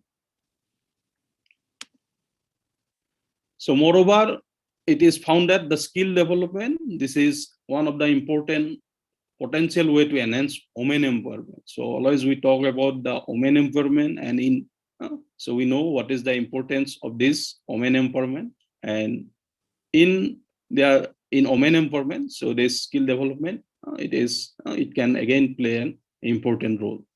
So skill development is an important way out to reduce the poverty also. So it can reduce poverty by improving the employability, the productivity, and helping in sustainable enterprise development and inclusive growth.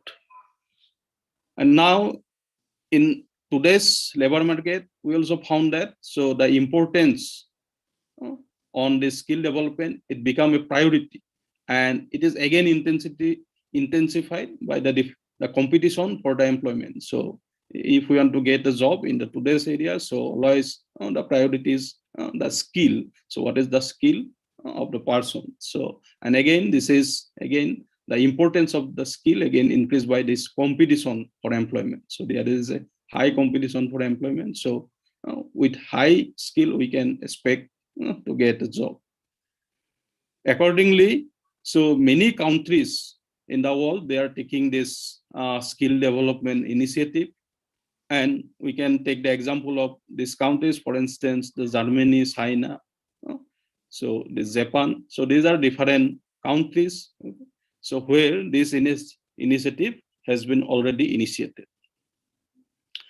Now coming to India, so if we all know that India, it is a densely populated country, and we know so a substantial number of our population, they are out of the mainstream education.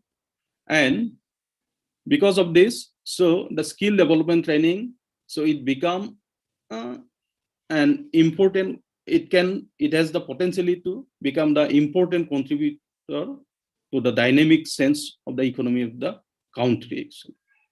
And by 2020, so it was expected that globally there will be a shortage of 56 million young population. And at the same time, it was also expected that in India, there will be a surplus of 47 million youth in India. So that means, so there is a huge advantage. So, and if we see the age composition of India, so in 2017, so out of the total population of India, so 66.2%, so they are in the age group of this working age group, that is 15 to 64 years, and 27.8%, they are in the age group, which it is the age group that is 15 below 15 years. So this is as per our World Bank data. So all this shows that India has a huge advantage to achieve a very high economic growth. But for that, so what is the requirement? So it has to skill its population. So because the this in India, there is a problem of skill labor. So since we have a very huge population, that is, we can expect around 47 million youth by this 2020, as per that estimate, where there was a deficiency in the world as a whole, that is around 56 million. So if we can give skill training to our youth, so that can contribute significantly to the development of the country. However, UNICEF 2019 report, it shows that so at least 47% of Indian youths, they are not on track to have the education and skill which are necessary for employment in 2030. So what that is, it shows actually the problem which is they are in India in terms of the skill training. Now, recognizing all these advantages and the necessity, so the government of India, they have taken different initiatives. So for instance, we can say the National Skill Policy, it was formulated in 2009. Then in 2014, in the year 2019 by the government of India. So with an aims to impart skill training to around 500 million people by 2020. And then in 2014, the Ministry of Skill Development and Entrepreneurship, which is a separate ministry, it was created by the government of India. And if we see, there are also launch of various schemes related to the skill development. So for instance, there's Pradhan Mantri Kushal Vikas Yojana, skill acquisition and knowledge awareness for livelihood promotion, UDAN, standard training assessment and reward scheme, polytechnic scheme, vocationalization of education. So in fact, we can give the example of that new education policy, so which has prepared. So there are different skill initiative which has taken, and recently actually focus is increased. And we found that recently, so focus has been shifted on skill development and job-oriented education, and which earlier provided by this traditionally through the vocational training and other higher education institute. And in India, so it is estimated that about 70 to 90% of job revenues, it will require vocational training for the ambitious project like Make in India. And in budget 2020, the government of India accordingly announced that an amount of rupees 3,000 crore to provide for skill development in the country. So that means it shows that there are different initiatives taken for the skill development in the country, and all these initiatives for skill development in India, so it aims to provide livelihood opportunities to its people, and thus, and by this, they try to improve their socioeconomic condition. Now, this gives some idea. So, what is the importance of skill development in India, and what are the initiatives taken by the government? Now, if we see the status, so this data is for 2013-14, and so here, if we see what is the extent of participation in vocational training in the country, so here all are the age group is 15 years and above. So coming to this overall in rural and urban combinedly, if we see, so this is the percentage that is just 6.8%, and if we compare this across gender, then it is male. So in case of male, this percentage is 9.3%, and in case of female, it is 3.8%. So first of all, it shows that the skill, that is the participation in vocational training in India, it is not so high. It is just around 6.8%. And there is a gap between male and female. So this gap is huge, because male, it is 9.3%, while it is in case of female, only 3.8%. Now, if we compare this extent of participation across rural and urban, so in case of urban area, this rate is, this percentage is, it is 8.2%, while in case of rural, so it is just 6.2%. So that means, again, there is a difference across region in the extent of participation. And in both this urban and rural, if we see, so in urban area also, it is the male whose participation rate is higher than the female. Similarly, in case of rural area also, so the male, their participation is more than female. And even in urban, so this male participation rate in such training, it is 11.3%. Okay, it is again high as compared in relative sense. So overall, we found in this case, so this shows that actually the extent of participation in such training in India, it is not high, and there is variation across gender as well as across region. Then this shows the extent of participation in vocational training, so by different social groups. So this right side, it shows the whole for rural and urban. So here, if we see, so there is variation in terms of this participation rate. So it is highest for this OBC and others. Others include the general category. But if we see in case of this SC and ST, it is less. So that means overall, it is the participation in the vocational training, it is more by this upper caste, that is the social group of OBC and others. And if we compare this participation rate, this across this social group, and considering this rural and urban separately, then what we found, so in urban area, so interestingly, in urban area, it is the ST who participated more, it is 9.1%, but if we see in the rural area, it is the ST which participation rate is low. And in case of this OBC and others, so it is more in urban area as compared to the this rural area. But this variation is not so much in case of urban area.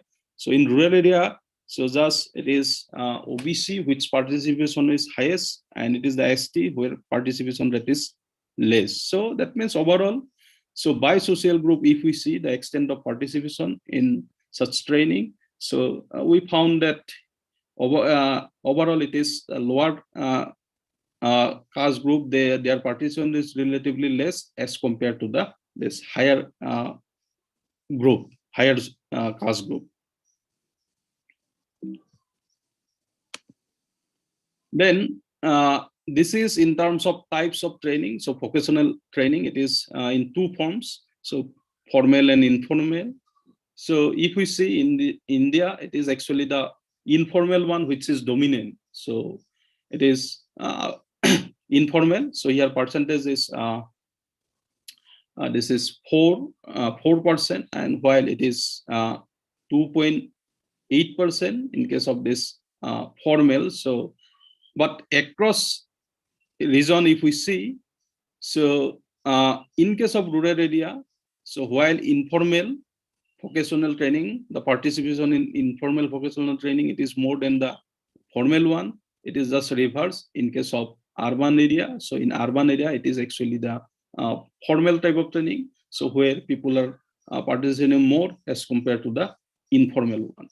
So that means in terms of types, so overall, it is the informal type of vocational training which is dominant, but in terms of region, so we found a difference. So in urban area, it is the formal vocational training, and in rural area, it is the informal which is dominant. So it can be the formal, so higher participation in the formal training in urban area, it can be because of that better accessibility in that region.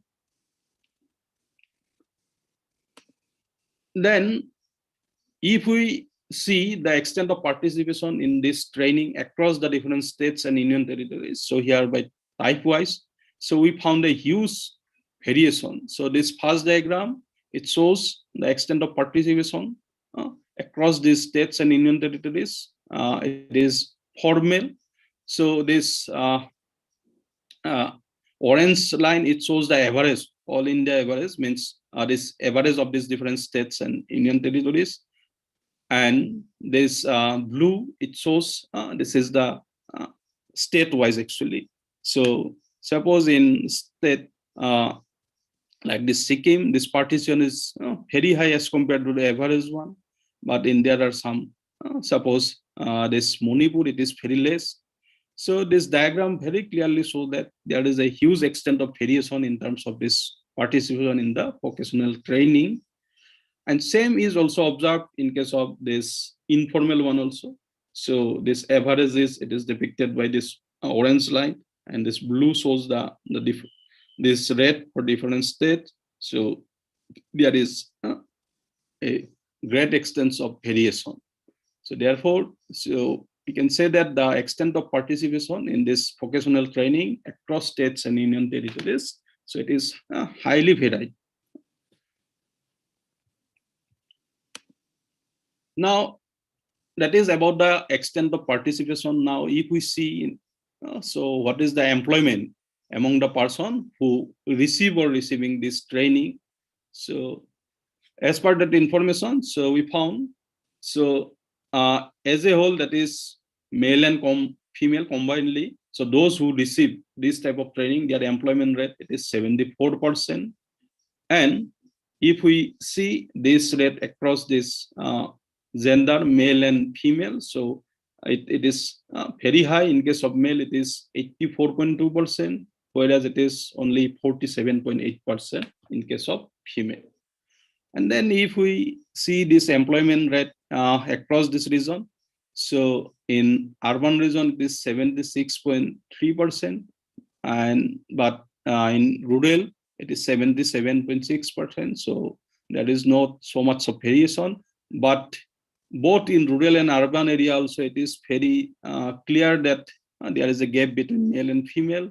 So in urban area also, so male are dominant in terms of the employment, and as well as in terms of rural, in rural area also, it is the male, so whose employment rate it is very high. So that is, so this shows that those receiving such training, so their employment rate is high, and it is specifically high in case of the male population. And in terms of the types of this training, the formal and informal, so if we see, so those who receive this training from informal source, so their employment is more as compared to formal one. And even in case of male and female also, we see the same thing. So this is actually the informal training. So where employment, those who receive the informal training, their employment is more. So it can be because the informal, so they are also related to this different, actually self-employed work. Maybe because of that, their participation, their employability, it can be high. And if we see the percentage distribution of this employed person in terms of their activities, so we found that most of them, that is the significant, that 45.2%, and they are self-employed, while and it is 30.7%.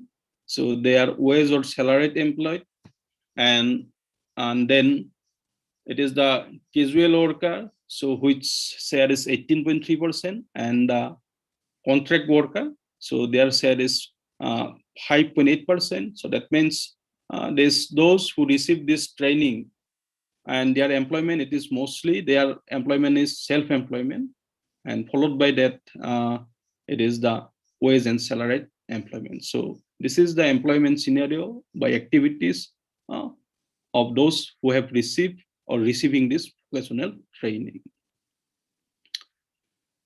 Now that gives an all India level picture, and now so that actually a study, it was carried out by the co-author Yami Melo as a part of his MPhil work. And so the study actually, it is based on the survey of 200 households in the Dibang Valley of the district of Arunachal, Dibang Valley district of Arunachal Pradesh in 2017. And that study shows that, so there was that participant rate, it was 24%. And in terms of this, so what we found, those participate in the skill development training, so that actually that has a significant impact in actually impact on their employment. So actually so in that study, different regression analysis was, all those things are done, but here I am showing only the findings, because since audience are not only from economics, so to make this general, just findings I am showing. So actually it was found in that study that the skill level of training, so it significantly contribute to the employment of those training. And it is also found that employment is especially in the non-farm sector. And the extent of employment, it is more among the participant in skill development training provided by the government sector than by the private sector. So comparing their employment by provider, that is in terms whether it is from the government institute or it is this training are provided by the private sector. So it is found that those who participate in the training which are provided by the government sector, their employment, it is more. And another thing we found is that, so on the average, participant in skill development training provided by the government sector, so their earning is more than those participated in the training provided by private sector. So both in increasing the employability as well as in increasing income. So it is actually the training provided by government sector, it is more significance as compared to that provided by the private sector. And it was also found that the extent of employment and the average earnings were more for the participant in skill development training of 1 year or longer, then those participate in the training of less than 1 year. That is, so the training, those who have taken for a longer years, their employability as well as their earning, it is more than those who have taken the training for a relatively shorter period. So in that study, it was divided into 2 groups, so less than 1 year and more than 1 year. So thus, so like that all India data, so the study based on this field survey, that is the case study, also shows that skill development, so it has a significant contribution on the employment. And finally, in that study, in the same study, it was also examined that what are the factors actually which affect their participation. And the study shows that the factor which affect this participation in that training, these are mainly the age, educational attainment, their marital status, gender, family size, distance to training center, that is the accessibility, and some locational characteristics.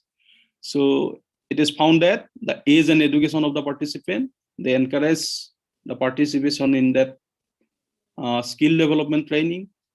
And it is also found shorter distance to the training center, it raises their accessibility, which enable more people to participate in such training.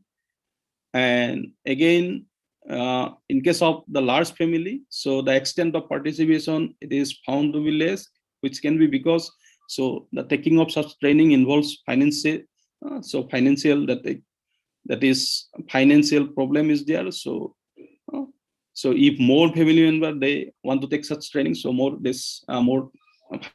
financial support is required, maybe because of that. So family size, it reduces actually. So larger family means the participation rate is less.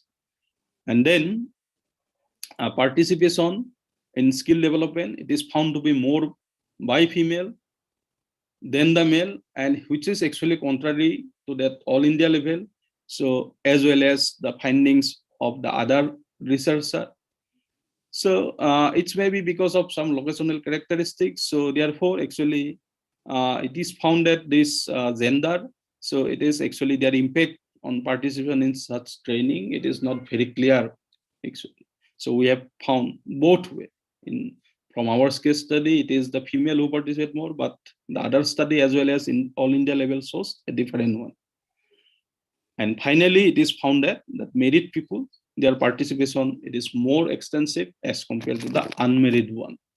So these are some factors it was found from that study, that is from the study based on this field survey. So thus, so overall, so what we can conclude is that, so the skill development, it is very important. It has an important role in our economic development, especially in country like India. And in the country, at the same time, skill development, it is taking place, but it is not so much extensive. And it is also found that, so it is, there is great extent of variation across states or union territories or social groups, as well as by sex.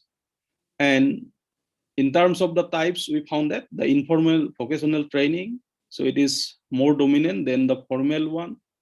So in this case, the government has to role to play actually, whether it is because of the less accessibility, that is informal dominating more or not, because the field study shows that those who getting training from the government sector, they have more impact on employment and in income.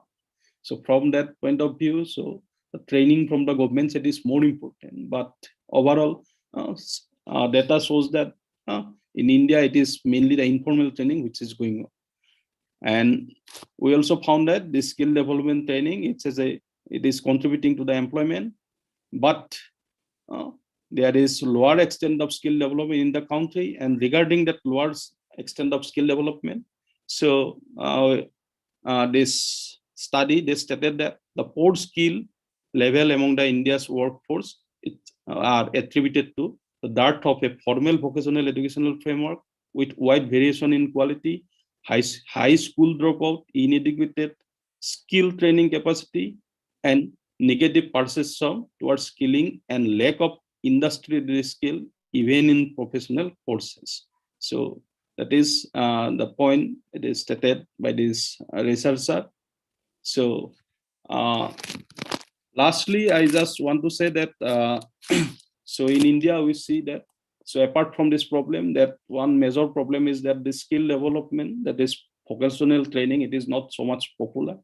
And if we see the experience of country like Germany, so actually in that country, so the skill development, that is actually a part of their the mainstream education. So in that case, we can also think that way, and already some focus has been given by this new education policy also. So if required, more focus may be given by considering that experience of the country like Germany. So this is all about my my presentation. So thank you.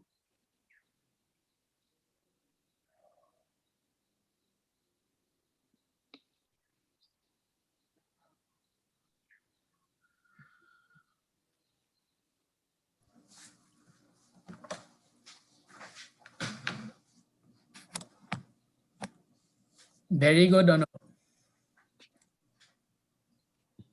Thank you, sir.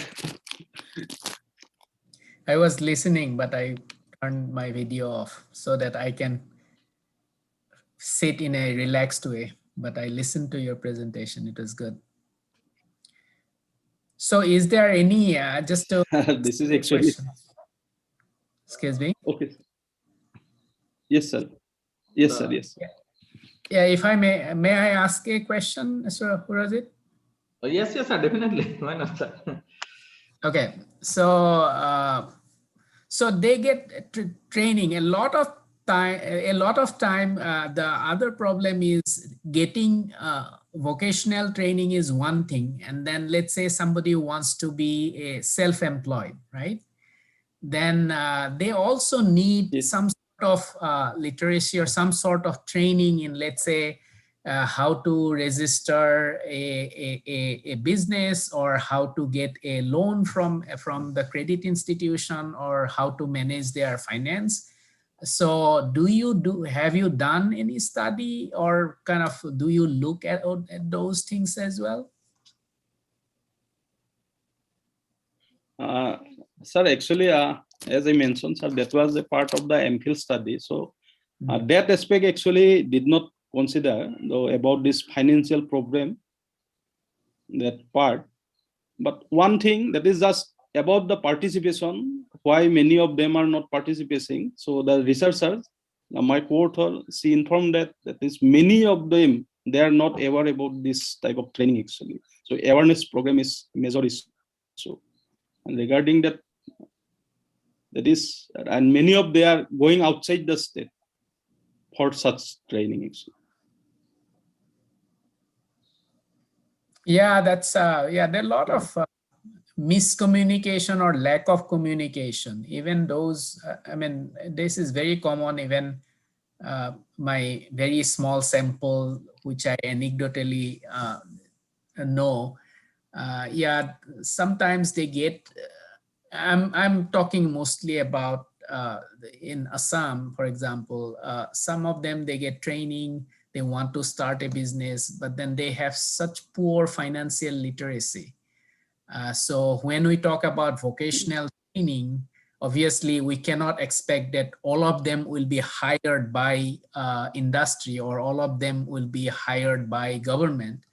But there should be a path where they can actually be self-employed. And when it comes to self-employment, and that doesn't have to have a like proper business, but then managing finance or having a good financial planning, I think, is very, very important. Many of those people cannot, I mean, survive because of that, or get into nowadays, particularly in Assam. I think there is all this. I mean, managing finance is such a scam, right? There's so many these informal credit societies or loan sharks or homobuy. It's been a real problem in some parts of our rural as well as semi-urban areas, I guess. Even if you have vocational training. Yes, sir. Actually, Yes. Yes, actually, the same thing. I think this problem is here in Arunachal also, sir. This financial literacy. Although we did not study that part, and maybe in next, so that is a good suggestion, sir. We may try to study that part also.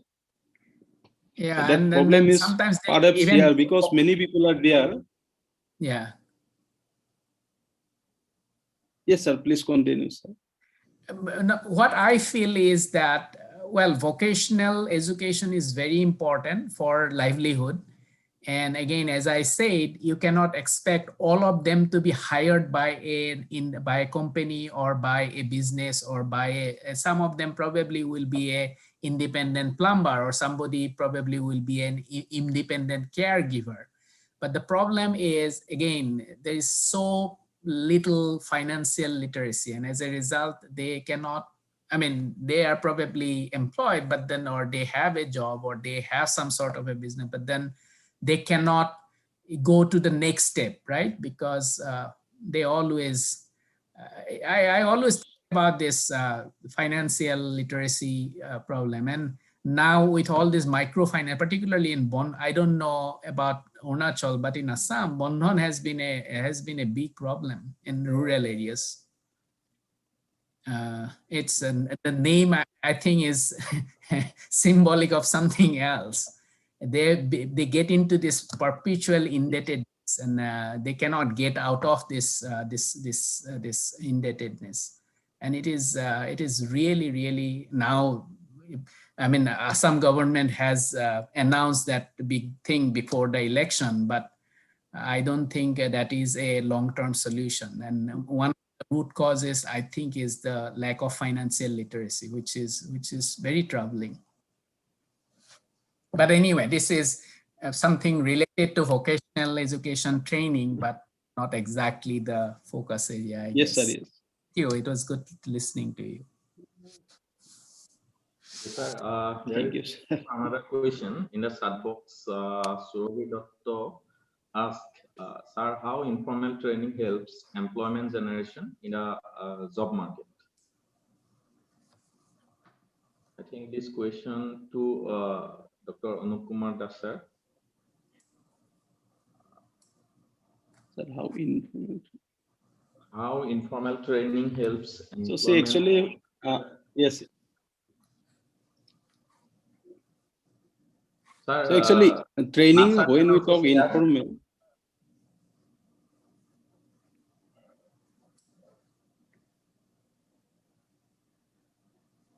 yes, when we talk this about informal training, so this by type. So if we take the training from institution, then it is formal. So, but in practice, if we see many of the in our village area, so many they are working with others, and also Nath sir also mentioned that in healthcare service also. So many of they are not properly trained. So that is actually they are work with some other, they learn something, and they are engaged in employment.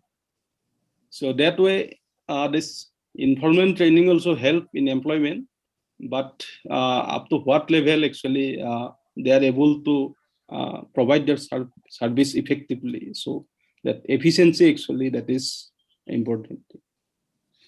So the plumbers and most of the electrician in our places, they are not formally trained.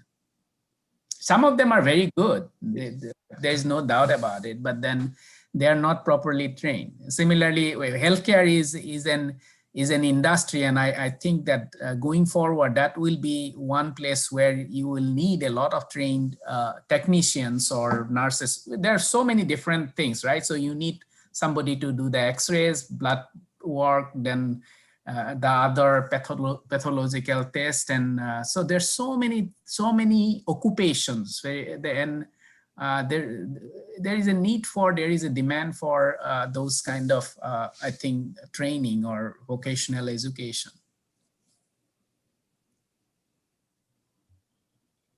Thank you, sir. There is only one question. So thank you, Dr. Anup Kumar Das, for your resourceful presentation. Your presentation about the participation of the people in the skill-based training courses subject to state-wise or rural areas, urban areas, sex-wise participation will definitely help us to find some new area of research in the coming days. We can go for that. And thank you so much. And you have also mentioned about the factors that affecting the training program. Thank you, Anup, for your nice presentation once again. Now, I request Mr. Yuvaras Gogoi, Assistant Professor, Department of Political Science, Gargaon College, to give the vote of thanks of this inaugural session. Thank you. Hello, everyone. Am I audible? Yes, Yuvaras, you are audible. Yeah. So on behalf of the organizing committee, here I am going to offer you a vote of thanks. To begin with, I offer my sincere thanks and gratitude to Dr. Sabyasachi Mahanta, Principal of Gargaon College, for his insightful welcome note. Next, my sincere thanks goes to Professor Dev Kumar Chakraborty for inaugurating this seminar, and to Professor Hiranya Nath for his enlightening keynote address, and for joining us all the way from US, and to Dr. Anup Kumar Das for his wonderful deliberation. I also offer my thanks to Dr. Sumin Prakash, Dr. Pranjal Buragohain for gracing this occasion. I'd also like to thank Dr. Abhijit Sharma, who unfortunately could not join us due to health issues, and I wish him a speedy recovery. My thanks goes to all the participants, to the Vice Principal, to all the teaching and non-teaching staff of Gargaon College, to the coordinator, to the convener, and last but not the least, to the technical coordinators. And having said that, for any inadvertent omissions and commissions on our part, we offer sincere apologies to you all. And please hang around. We are going to resume our technical sessions soon, and the links for your respective sessions have been shared in the WhatsApp group. And thank you all. Yeah, over to Dr. Rajit Soikia. Thank you, Yuvaras, for your vote of thanks. Now, once again, I thank you, Hiranya Kumar Nath sir, for sharing with us your views. And we are hoping that in the coming days, we are going to organize some more programs related to some new issues. Hope you will participate. And once again, sir, thank you, Anup, for your nice presentation. Now I am going to end this session. We will meet in the technical sessions. Thank you. Thank you again. It's very nice. Thank you, sir. Thank you. Sir, আমি program organize Karim. Nice to you, sir. হ'ব মানে physically যাব পাৰিলে ভাল লাগিব তাতে। হয় sir, হেতুটো হয় স্যার। ঠিক আছে ভালে স্যার। থাকা, ইজ লাইক ভালে আছে। হয়, আপুনিও ভালকে থাকিব।